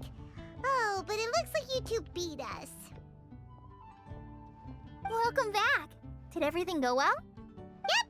We managed to find and talk to everybody. We got back a little early, so we took some time just now to put the mailbox together. We got really lucky today. The vendors were feeling super generous, so we didn't even need to pay for the materials. It's just a shame that Kale got a splinter. Don't worry about me. I'm used to working in the rainforest. I get splinters all the time. I've already taken care of it. We've already wrapped up everything on our to-do list for today. So, all we need to do now is wait for everyone's letters to arrive. Traveler, Paimon, why don't you get some rest while I keep an eye on the mailbox? You're definitely your master's student, Sucrose. As long as you or Albedo are around, Paimon can relax and know that everything's taken care of. Stop. You're embarrassing me. Wait. Actually, there's one thing that still needs taking care of. Paimon's starving. Hey, Traveler, you wanna get dinner? I'll go with Sucrose to return the leftover materials to the vendors. You two, go get a proper meal. We can't have anyone going hungry. Yeah, now would be a good time for a break. Once everything is ready, let's meet up here again and collate all the information we've gathered. Sounds like a plan.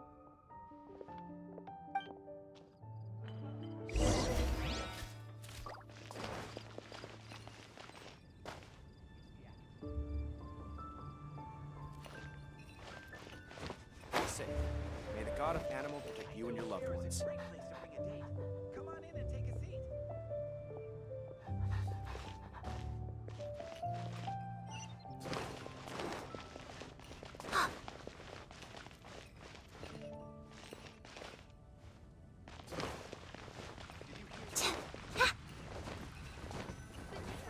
It's been getting quite busy recently. Could that be referring to the pale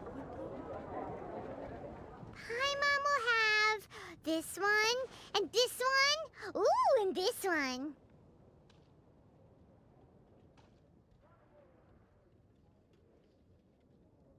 Hey, Paimon's really hungry! And don't forget, Paimon's also ordering for you, too.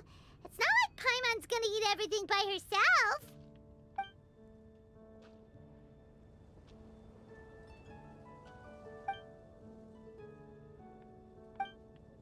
Ooh, Paimon is super full.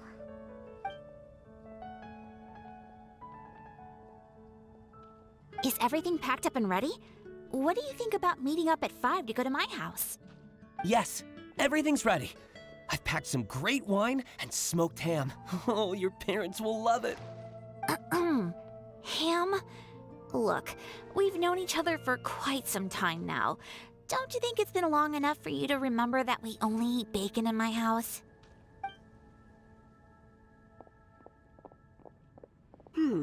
I must remember to get some milk today on my way home. Please, feel free to pay a visit to Cat's Tail anytime. Enjoying the scenery? Oh, Tone Deaf Bard! Are you here for some food as well? Oh, I can put something on your tab? Well, that's a pity. I already had a few drinks before coming here. I shall take you up on your kind offer another day. There should be no shortage of opportunities in the future. Anywho, you should be getting ready to thank me. I come bearing good news. What kind of good news? Behold!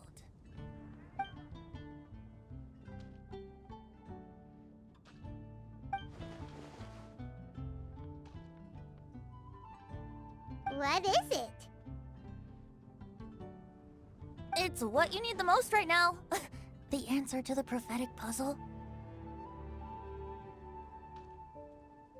Simply head to the location marked on the map and you'll find the lantern you've been looking for. However, If I were you, I wouldn't just go and reveal the secret right away. As you've seen, a lot of people have been laboring hard to uncover the answer. A secret is like a well-aged brew. The aroma from the bottle is sweetest when revealed in the company of friends. Then it's settled. I'll leave you to your business for now. Feel free to find me for a chat again once you're done working through the prophecy. Also, if you have some time, we could organize another fast-track love poem class. Oh, you're starting that up again? I sure am. Nobody else has signed up this year, though, so the duty to learn falls on you. Anyway, see you later. Venti always looks so relaxed whenever we run into him. Paimon can't help but be jealous. Excuse me, if you don't mind, could I chat with you for a moment? Oh? Who are you? You may call me Scarlet. Just like you, I'm a traveler visiting Mondstadt from another land. Mind if I buy you a drink? Leaving the door open for another time, I see. I can tell that you've dealt with a lot of people during your travels. You can tell?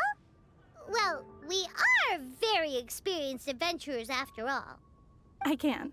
That's why I tried to strike up a conversation with you in the first place. I was on my way to go shopping earlier when I overheard your conversation next to the crafting bench. From what I could gather, you are trying to investigate a bizarre prophecy?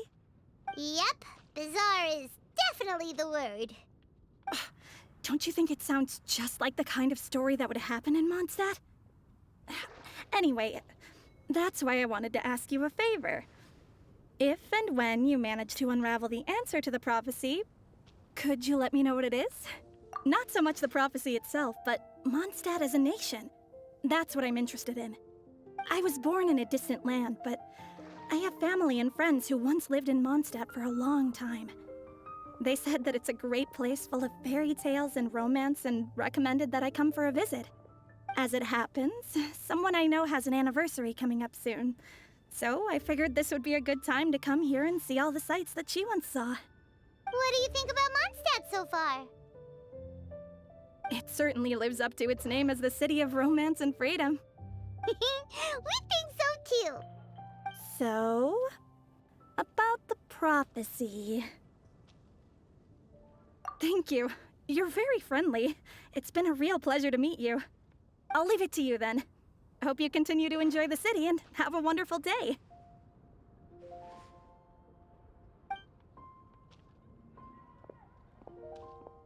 She definitely isn't dressed like a local, huh? Where do you think her hometown could be? Please find me a flower that is not of this world, and a guide who will never get lost.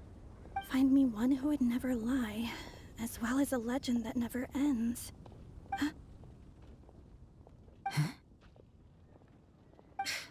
I never thought I'd have someone secretly following me, even in a free city like Mondstadt. Good day to you, miss.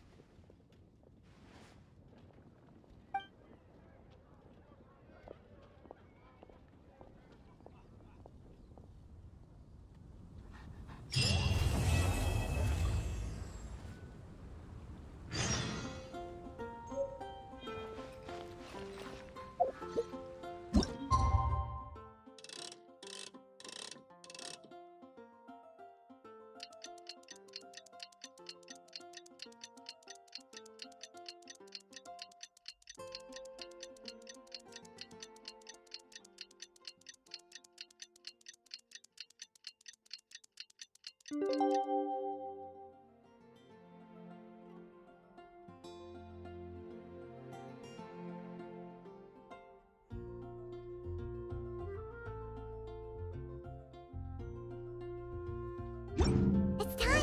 It's time! Let's go meet Sucrose and Kale at the crafting bench!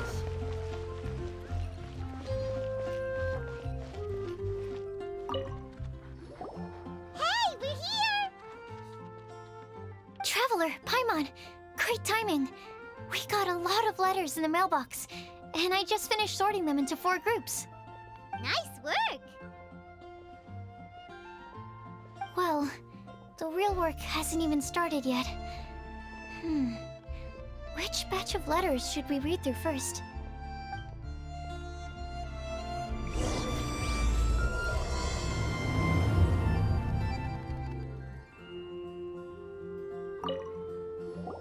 Hey, we're here! Traveler, Paimon! Great timing! Nice work! Well, the real... Did you hear what happened? It's the academy.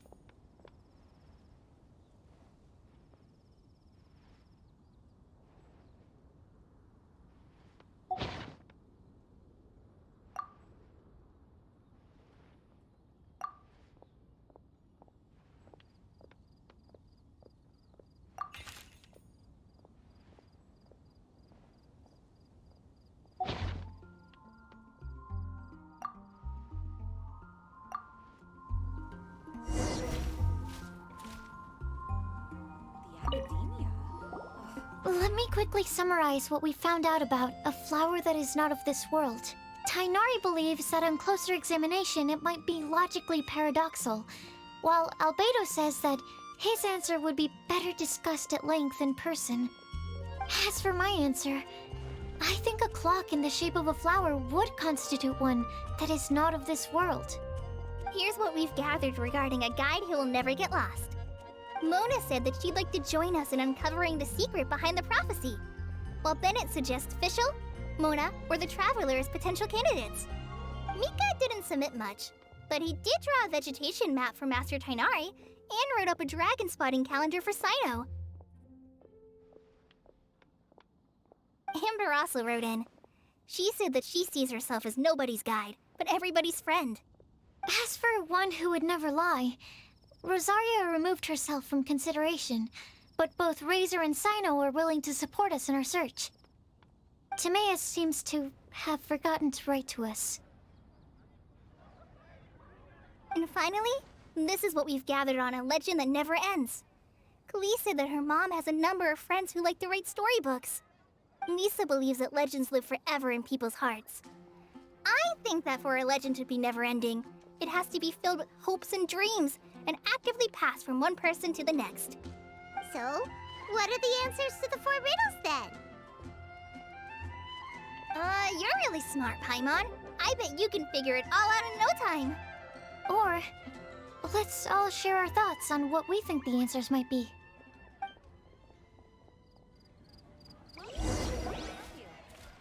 Wait! Wait for me! Oh, Timaeus! What brings you here? I'm sorry, I really am. The time just got away from me and I didn't get around to writing that letter. However, I'm happy to announce that I think I can be the one who would never lie. Huh? This is kinda sudden. Not that we don't trust you, Timaeus, but, could you elaborate a little after you catch your breath? Of course, of course.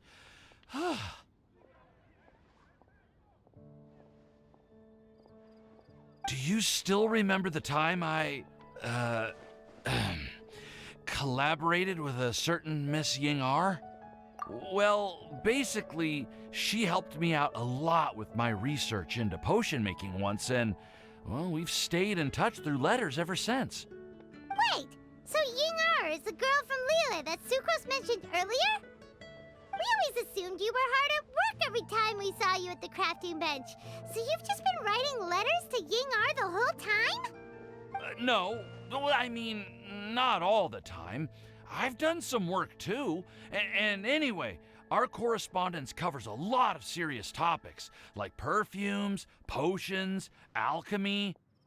Anyway, a few months ago, I made a vow to the heavens that I will be true to myself and never utter an insincere word until the day that I've managed to win Miss Ying-ar's heart. So, at Star Snatch Cliff, you were picking Cecilia's as a gift for Ying-ar? Well, that's right. The Cecilia flower is said to represent a once wayward heart transformed by the power of love. I couldn't think of a better flower to give than that. I know full well that Miss Ying-ar is far more knowledgeable than I in both the ways of the world and the ways of our craft, but I thought I should make the effort for once and put myself out there. Which brings me to the subject of the last few days and the Windbloom Festival. I thought it was time for me to invite Miss Ying-ar to Mondstadt. But yesterday, Albedo told me that Sucrose has been working hard to help another girl achieve her dream. Huh? And when I went to take a look at our roster, I saw that she'd done my remaining work for me. I feel incredibly guilty. I've been spending all of my time in my own fantasy world while everyone else has been bending over backwards to help other people. How could I ever hope to be worthy of Miss Ying-ar's love if I'm so selfish? Oh, Timaeus. And that's why I've decided to join you. But then what about Ying-ar? Yeah. Haven't you been planning this for over a month now? You said you were gonna invite her to Mondstadt. Well, yes, I did mention in my letters that I'd like her to visit, which is why I just sent her another gift with my hand-picked wind blooms, along with a handwritten letter. I explained that a matter of great importance has presented itself, to which I must devote my full attention for the time being. As soon as it's resolved, I'll make haste to Liyue to pick her up in person. I made sure to package the gift and letter with the greatest care. All I can do now is hope that she'll understand. Point being, please know that I sincerely want to support you in this endeavor. Plus, I think I'm an honest person. As far as I recall, I don't think I've told a single lie in my life. Well, you certainly convinced Paimon with that speech. Don't worry, Timaeus. We won't let your determination go to waste. Thank you, Timaeus. Ah, thank you, everyone. I promise to do everything I can to help. Okay, so it looks like we found our one who would never lie. Great! Let's keep it up. On to the other three.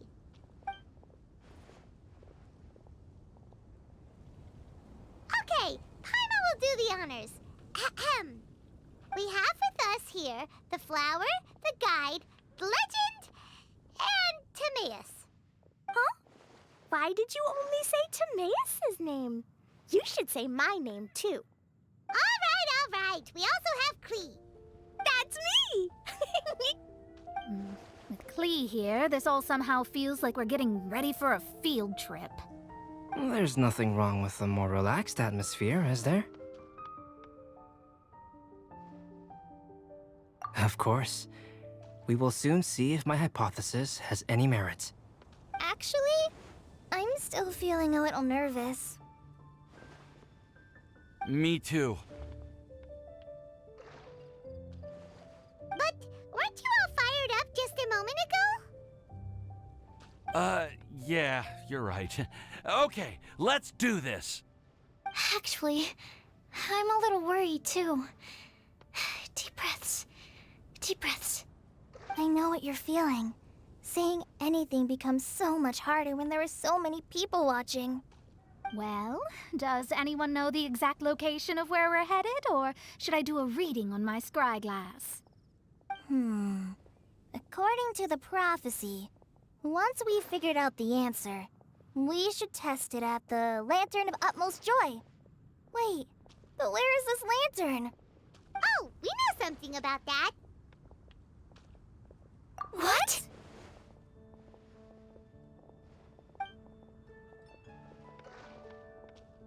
Wow, that's amazing. You really know how to do everything under the sun. Then we'll let you lead the way. This is it! We're off to find the sacred location of the Lantern of Utmost Joy!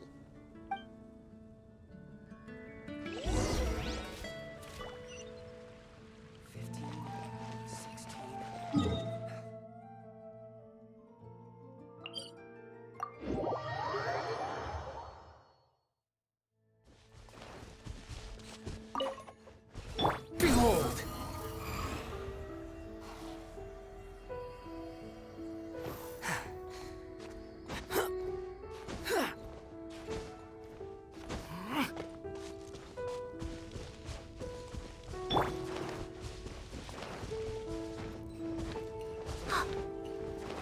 According to the map, it should be somewhere around here. Let me take a look. Oh, it should be right up ahead.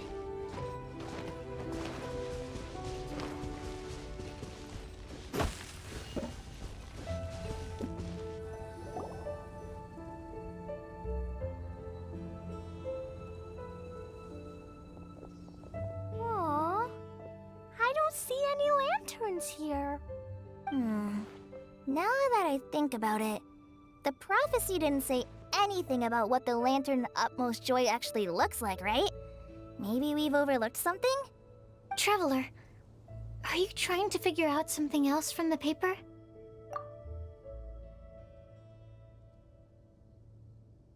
Paimon's reading too! Huh? It says to look up. But there's nothing above us! The wind didn't trick us, did it?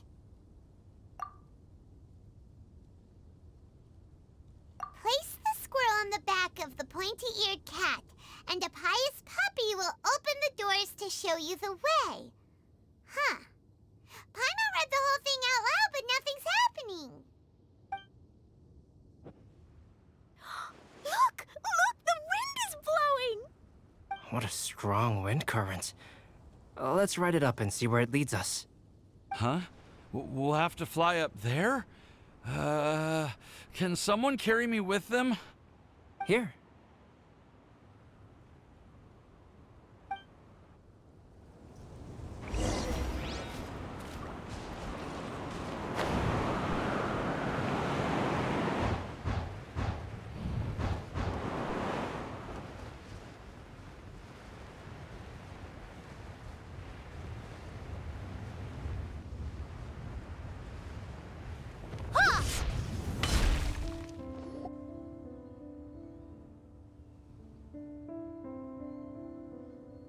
How did this little island get up here in the sky?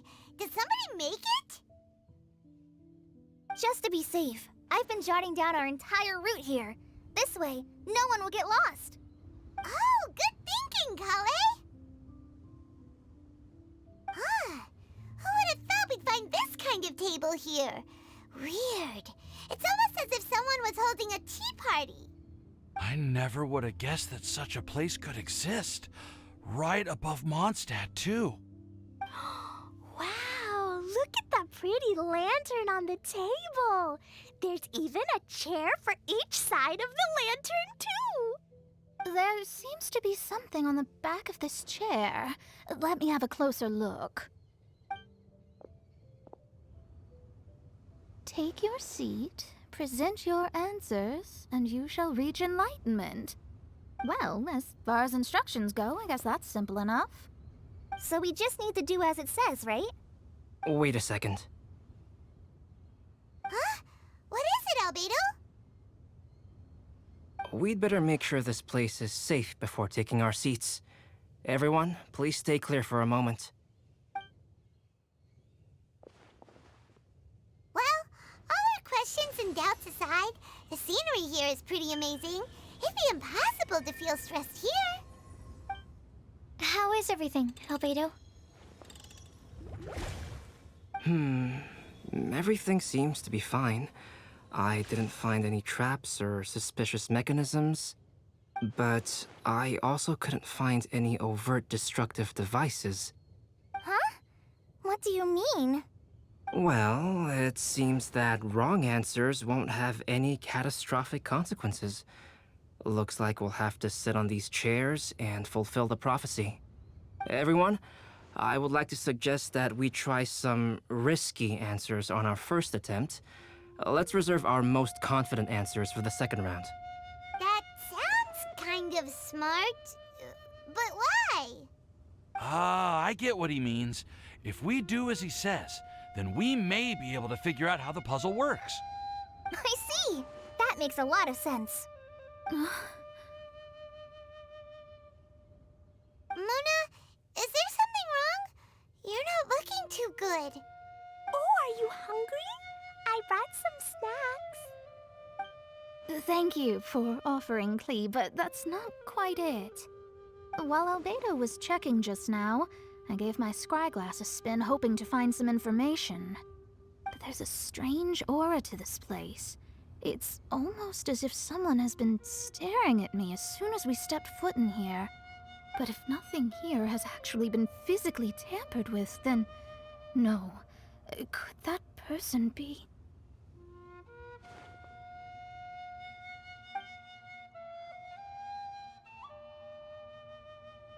What do you mean, Mona? Who could it be? Never mind. It's not like I've got any proof.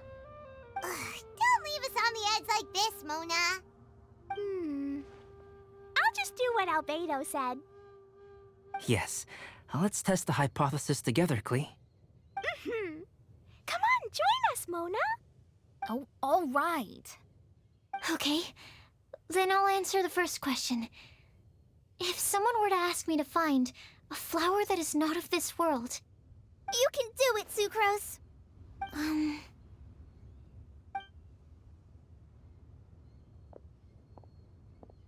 I would fetch a tetragonic sweet flower. All right, I'm up next. My part of the prophecy is to find a guide who will never get lost.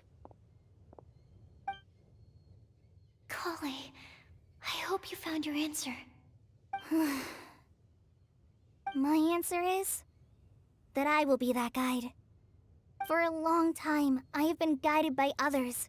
It's taken me a while, but I finally made it to where I am today. Although I still haven't made a name for myself, and I'm still quite immature, I would still like to put my name forward. Because I would like to become a guide that can help others. I want to help others the same way Amber, Master Tainari, Sino, and everyone else helped me. Now it's my turn to pass on the gift that I've been given. All right, it's up to me to answer the third part. I'll submit myself as one who would never lie.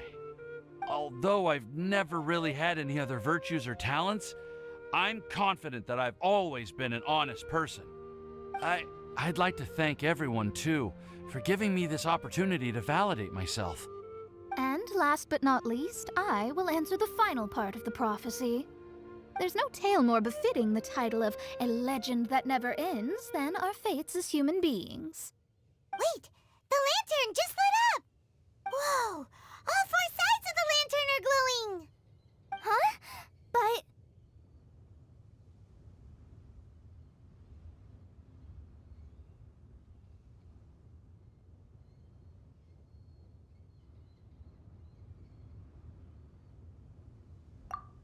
Kale, could I ask you to stand up for a second? Oh, all right.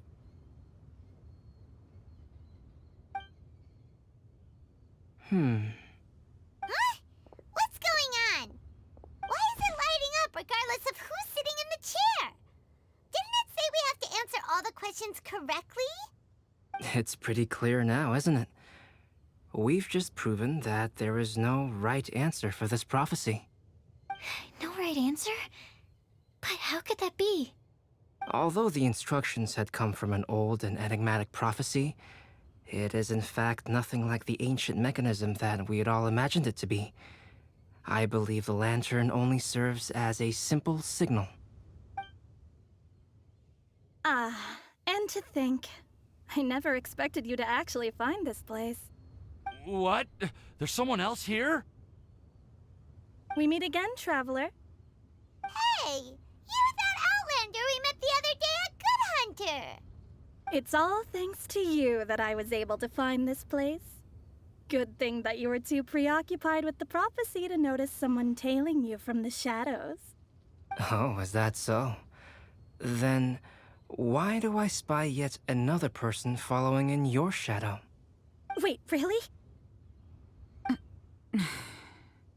There's no need for pleasantries. You should know I'm here for you. Is it just because I'm a visitor from abroad? I was there when you snuck your way into Marjorie's place. Huh. So you had your eyes on me even then, huh? That was 2 whole weeks ago, you know. It's hard not to notice you when I'm on duty every day. All right. In that case, I'll admit it. I was the person who slipped this prophecy into the storybook. Huh? But why? Then, does that mean this wasn't a real prophecy after all? Don't worry. Even though you probably have plenty of reservations about me, you can be sure that the prophecy is genuine. In fact, many of you here today may have heard the code name of the one who left the prophecy to me. She hailed from an ancient assembly of powerful women, each of whom used a single letter to signify themselves. Who would have guessed? It seems that power was indeed left behind by the old hag after all. Ah, so you're B's student. It's an honor to meet you. I am Scarlet, the successor of Jay. Well, what are you talking about? It's a long story, but I'm not quite sure that I'm the best person to tell it. Since you've all spent so much time and energy trying to decipher this prophecy, you must also be very interested in the secret behind this lantern, no? The lantern has already been lit. Now then, Please allow me to disturb your happy peace. Huh. Why did this little thing just light up? How strange. Hello? On the other side of the lantern. Can you hear me over there? Mom? Oh, I hear many youthful voices. Madam, I am Scarlet, the successor of Jay. Oh, since we've last gathered, Jay's successor has already become so reckless and bold. Unbelievable. Wait. Why are you talking just like the old hag? Old hag? Who would dare say that? Is that Mona? Who are you? Who dares imitate my master? And what of imitation and mimicry? It has always been a fool's errand to mimic and learn from humanity. Aunt Alice, I'm here too. Mom, why are you trying to talk like other people? So I see everyone's here. Well then, my warmest greetings, everyone. Miss Alice, why would you... Well, it's been many years since this lantern last lit up. You can't blame me for thinking that one of the old friends from my youth may have decided to catch up again. Why she sounds so coy all of a sudden? And if I recall correctly, we left this lantern in the care of the Animo Archon Barbados. You must be commended for uncovering an artifact entrusted to the god of wind himself. Tell me, are you sitting around my beloved tea party table? It's a really long table. Oh, so you are. I suppose this means even the Animo Archon has granted you entry to this place. Was all of this Scarlet's doing? Wait. Paimon's completely lost now. So what was this assembly you were talking about earlier?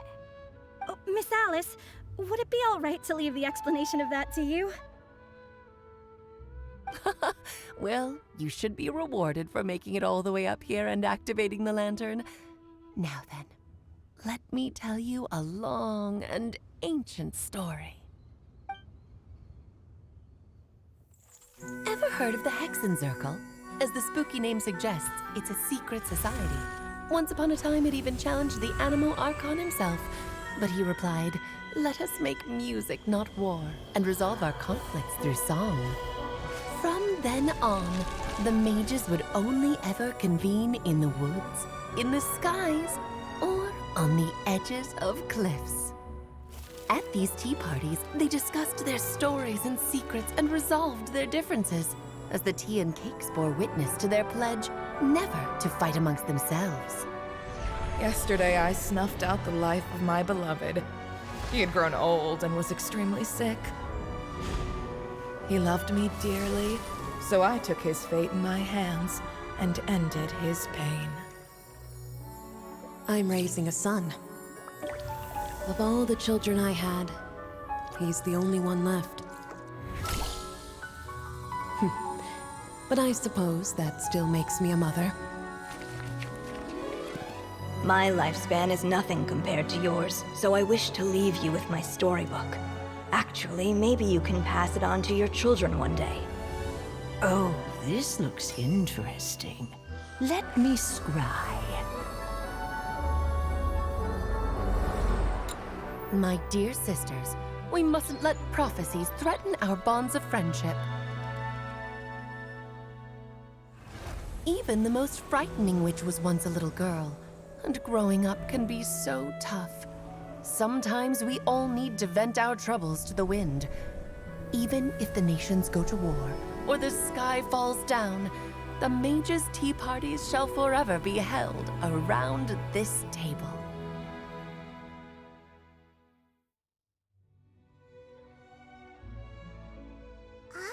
So this is where the legendary mages held their meetings. That's right. We often met here to chat and have tea. Then, what about the part saying that if we light the lantern of utmost joy, we'd receive a supreme blessing? About that. I never expected anyone other than Jay to actually read the full contents of that prophecy. It's a little embarrassing. The truth is, that prophecy was actually just a letter that we sent to Jay as a group the day before her wedding. So it was indeed written by all of you. I must thank you for resisting the urge to immediately reveal the truth to everybody, Albedo. Knowing you, you probably figured out everything the moment you laid eyes on the message. No, it took me a little longer than that. A flower that is not of this world, a guide who will never get lost, one who would never lie, and a legend that never ends. These 4 descriptions signify 4 individual mages. When a member of the organization had to leave the group to spend the rest of her days with her beloved, the other mages would write down this prophecy and send it to her to invite her for a final get-together. A flower that is not of this world signifies, of course, flowers that do not naturally exist in this world. This is the signature of our full name, Rhine-daughter, also known as Gold. If there's anyone in this world who could create a flower species that does not yet exist, it would be her. The guide who will never get lost is N, otherwise known as Nicole. You may not have encountered her yet, but she is a truly extraordinary woman who has made this world's direction and order her subject of study. Some of you may be fortunate enough to have already heard her voice. Like a prophetess, she will only speak to guide people toward the truth when a change has occurred in the world. She has a tendency to suddenly speak in someone's mind without any warning.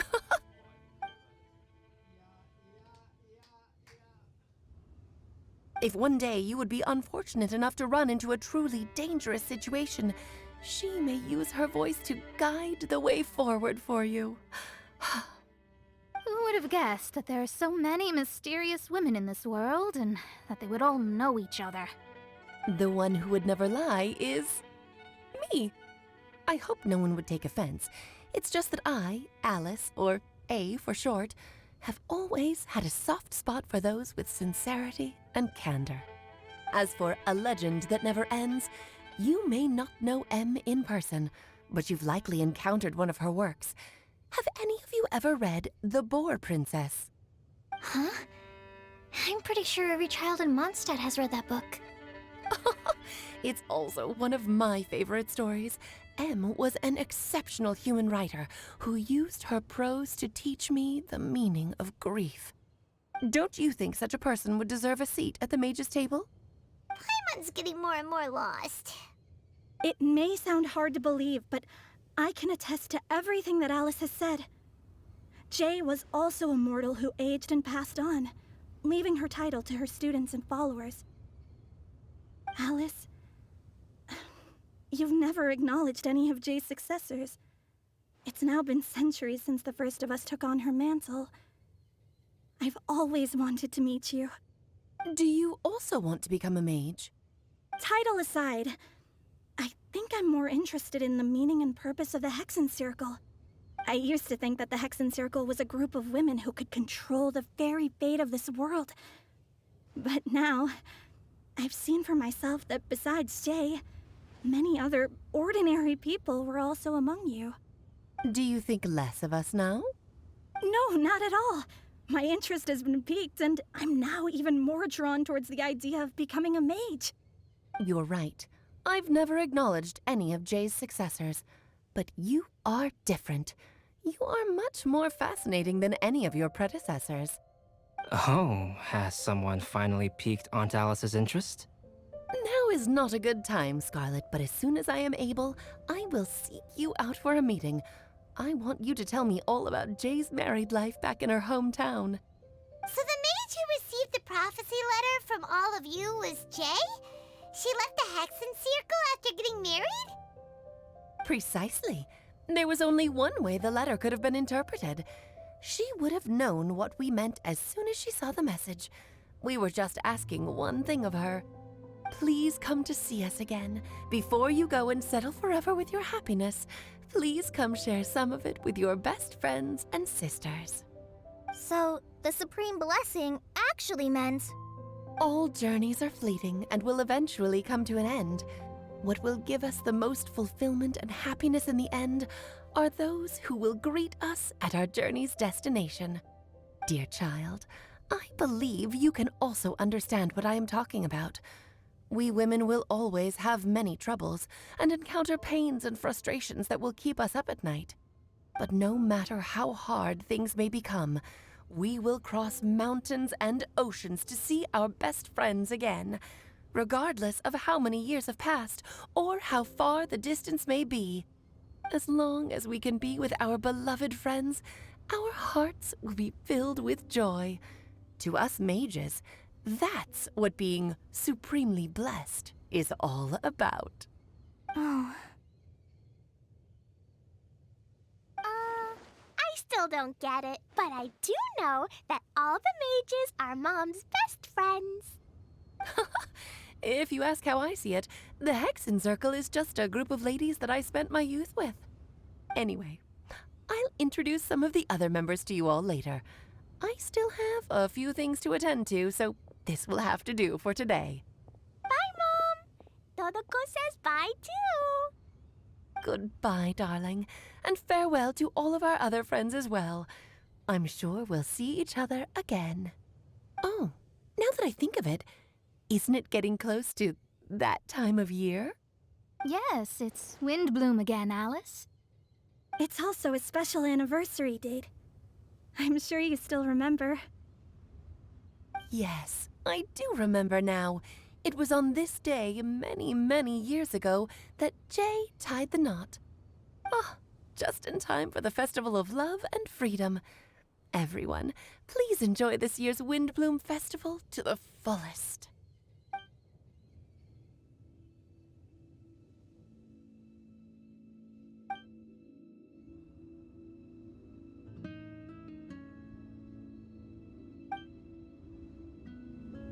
Whoa! Ah! Albedo! Why didn't you tell me we'd have to glide all the way back down?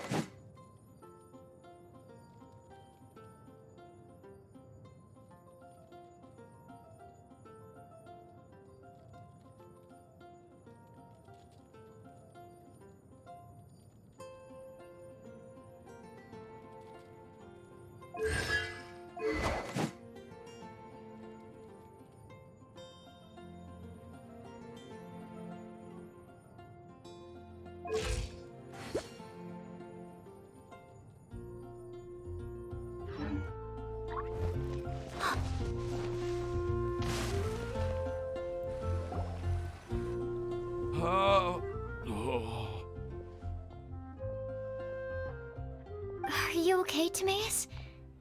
Maybe you'd feel better if you just, let it out. I'm fine, I'm fine. I'm just, a little glider sick, that's all. You may want to look into getting your own gliding license when you have the time. It might prove helpful to you. Okay. It sounds like you've still got something on your mind. Why don't you tell us? We're all happy to listen. It's nothing, really. It's just, well, Alice's story was really interesting and romantic. I won't argue about that. But still, the whole thing wasn't quite what I was hoping for.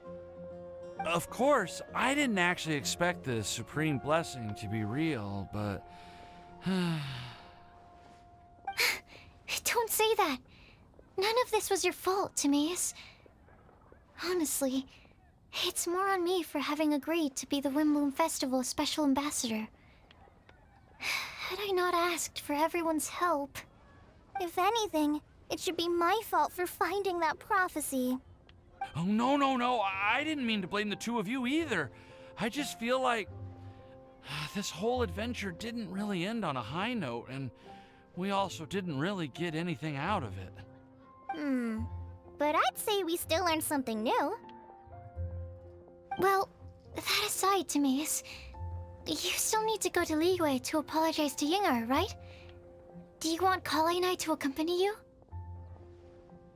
Oh, Miss Yingar. Well, I mean, I just really don't want her to get mad at me.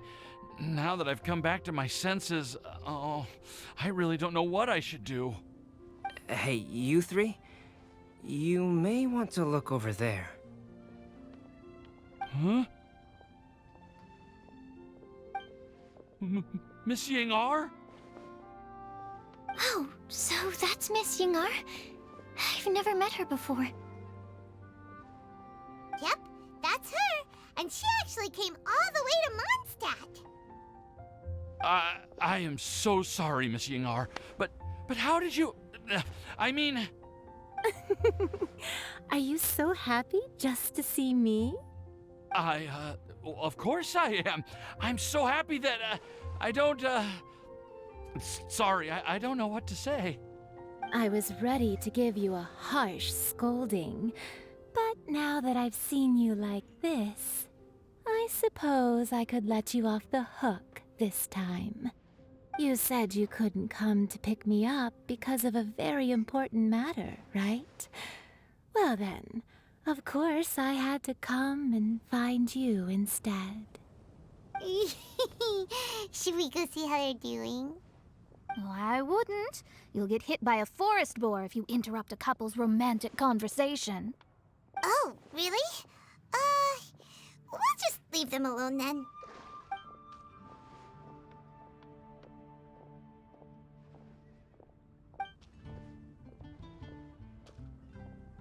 I am so glad to see Timaeus find his happiness. I have to say, I'm even more envious of you, Sucrose. You can be happy just to see others happy, and you gave me so much help without any expectations in return. Even though you said that we're very much alike, I still feel like you have a much bigger heart than I do. But if you say that, then I'd say I'm also nowhere near as brave or tenacious as you. I guess we have the same amount of positive qualities. They're just spread over different parts of our personalities. I've never visited Sumeru, or made many friends from outside of Mondstadt. I'm happy just to have met and become your friend. Maybe I'll get shy and flustered when I meet other people I don't know in the future. But that's okay too. Since we are so alike, you probably get what I'm trying to say. You just need to believe that all of your issues aren't really issues at all. But isn't it too late now for me to learn to accept myself? Well... Do you know anything about the blooming cycles of Cecilius? I may have read about that in a book before. That's a topic that my parents used to talk about back when they were still dating. Surprising, right? To think that people would talk about that while on a date. My mom brought it up at dinner one time last month. She called my dad the most boring man she knew, and said that he even turned up late to a date once. All with a smile on her face. But she also said that learning is just another part of life. It's never too late to start something, as long as you recognize that it's something good for you to do. Why don't you give it a try, Kale? Okay, I'll try my best. They are really having a great conversation. Paimon can't even find a moment to join in. I nearly forgot. This is for you. This texture. Are these seeds? Yep. I believe I mentioned my sweet flower research to you before. These are the seeds of the sweet flower cultivars that I've worked on. It's nothing too special, but they're the best cultivars that I've made. So, I really hope that you'll like them. They're super sweet and easy to grow and keep. I'm also submitting them as my Windblooms for this year. I wish that the Animo Archon could also see how lovely they are. Thank you. I'll plant them in the Avidia forest and take good care of them. Kale, please take these notes with you. I've heard that you've been working hard on your studies, so I've prepared some study materials for you at Sucrose's request. Feel free to look through them whenever you can find the time. Mondstadt's doors will always remain open to you. Thank you so much. Really, I don't know what to say. I'm just really happy. Ah, Sucrose, now's your chance. Didn't you want to collect a breath of joy? You're right. I almost forgot. Kale, can you exhale once into this test tube? I will save this breath of joy and use it in my research. Oh, really? May I? Of course.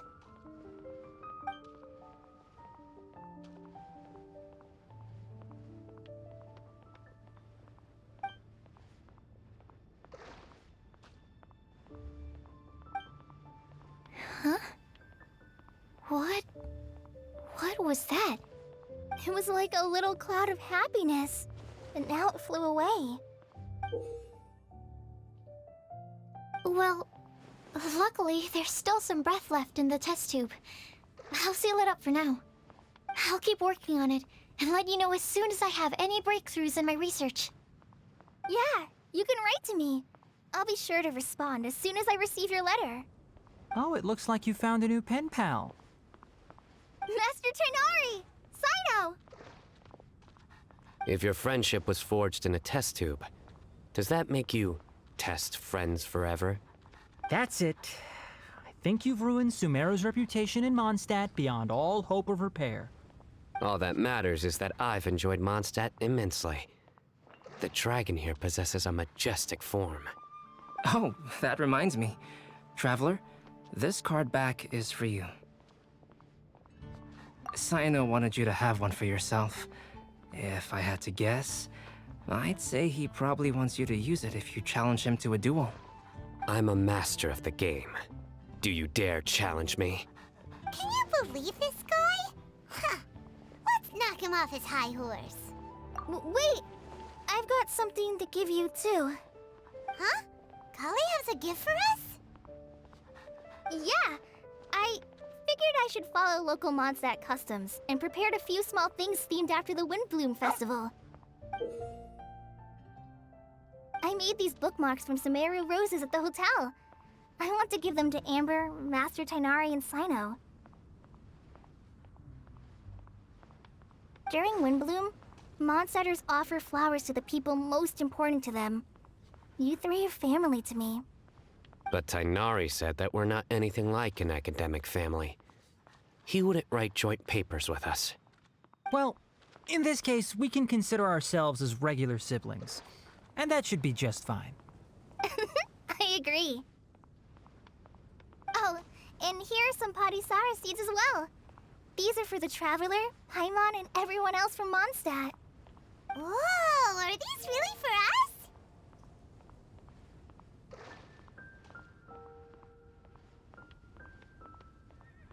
So, are these your chosen Windblooms?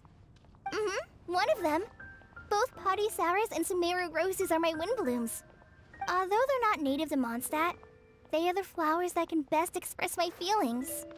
I want to give them to the people I feel thankful for. To those who I wish to accompany as we greet more seasons and future Windblooms together. The real blessing in life is when you are surrounded by people who you'd miss day and night, and who you'd want to see even if that meant crossing mountains and oceans to do so. I'm so happy to hear you say that. Sucrose, do you see that cloud over there? Huh? Doesn't it look just like your test tube?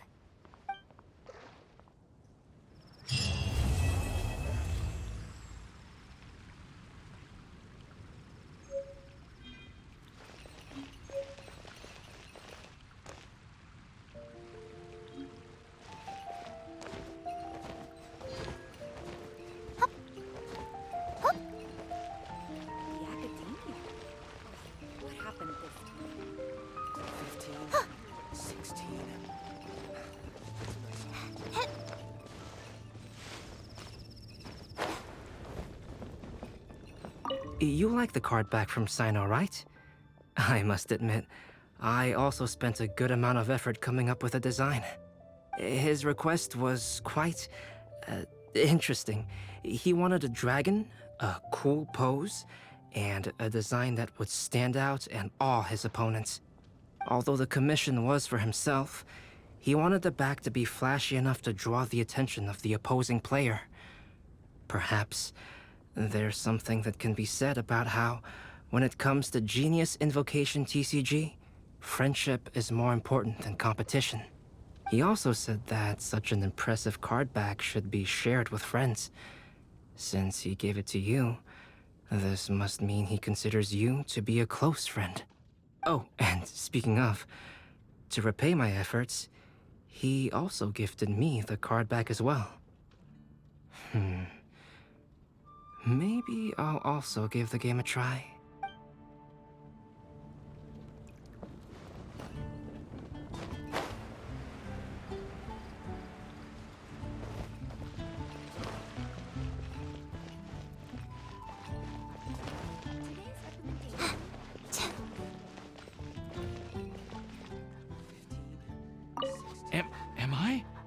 Am I dreaming? Miss Ying-ar, you really came all the way to Mondstadt to see me? Why were you willing to make the trip? I still can't believe it. Why wouldn't I want to come see you, It's not like a quick trip from Liyue to Mondstadt is completely unheard of or anything. Also, isn't it time for you to drop the miss and just call me Ying-ar? Ying-ar. Ying-ar.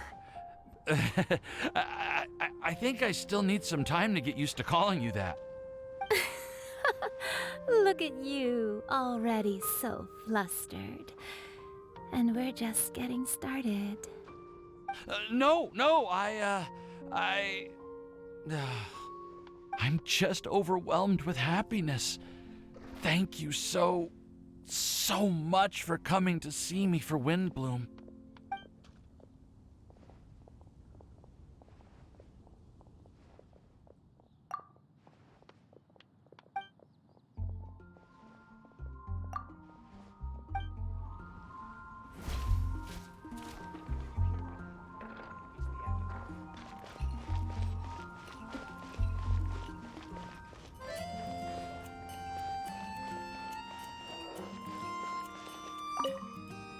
I quite like my new card back. It goes perfectly with my deck. I take it you've also received your card back? Want to use it to play around?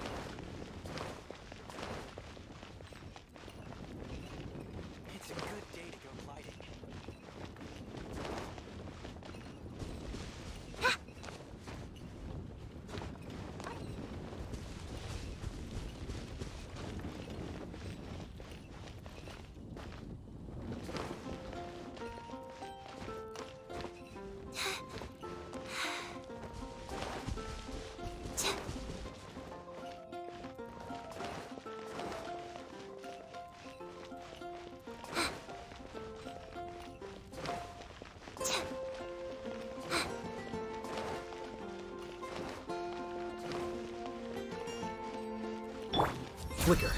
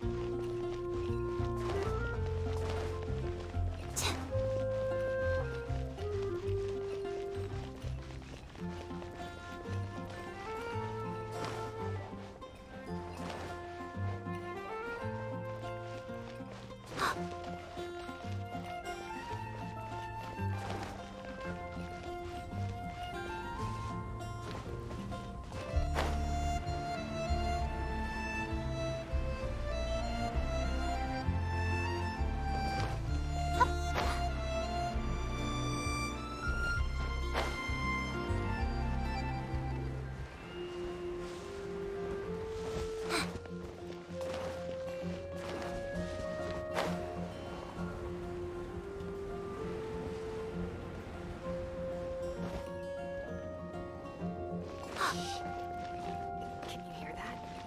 It's the whispers of the wind.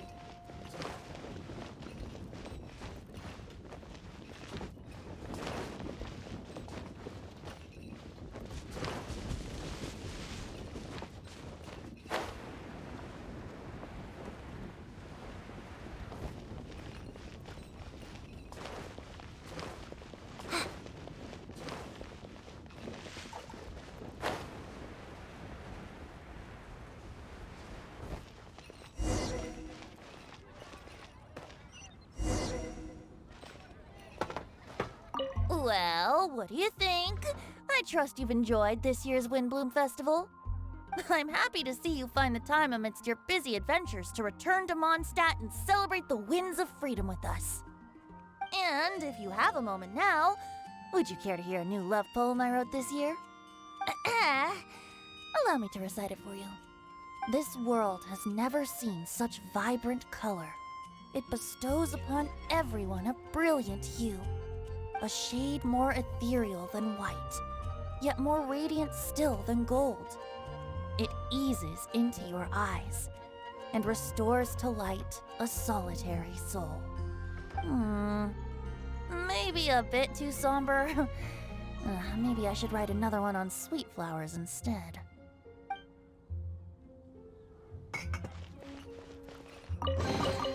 Wow! These will last us for days.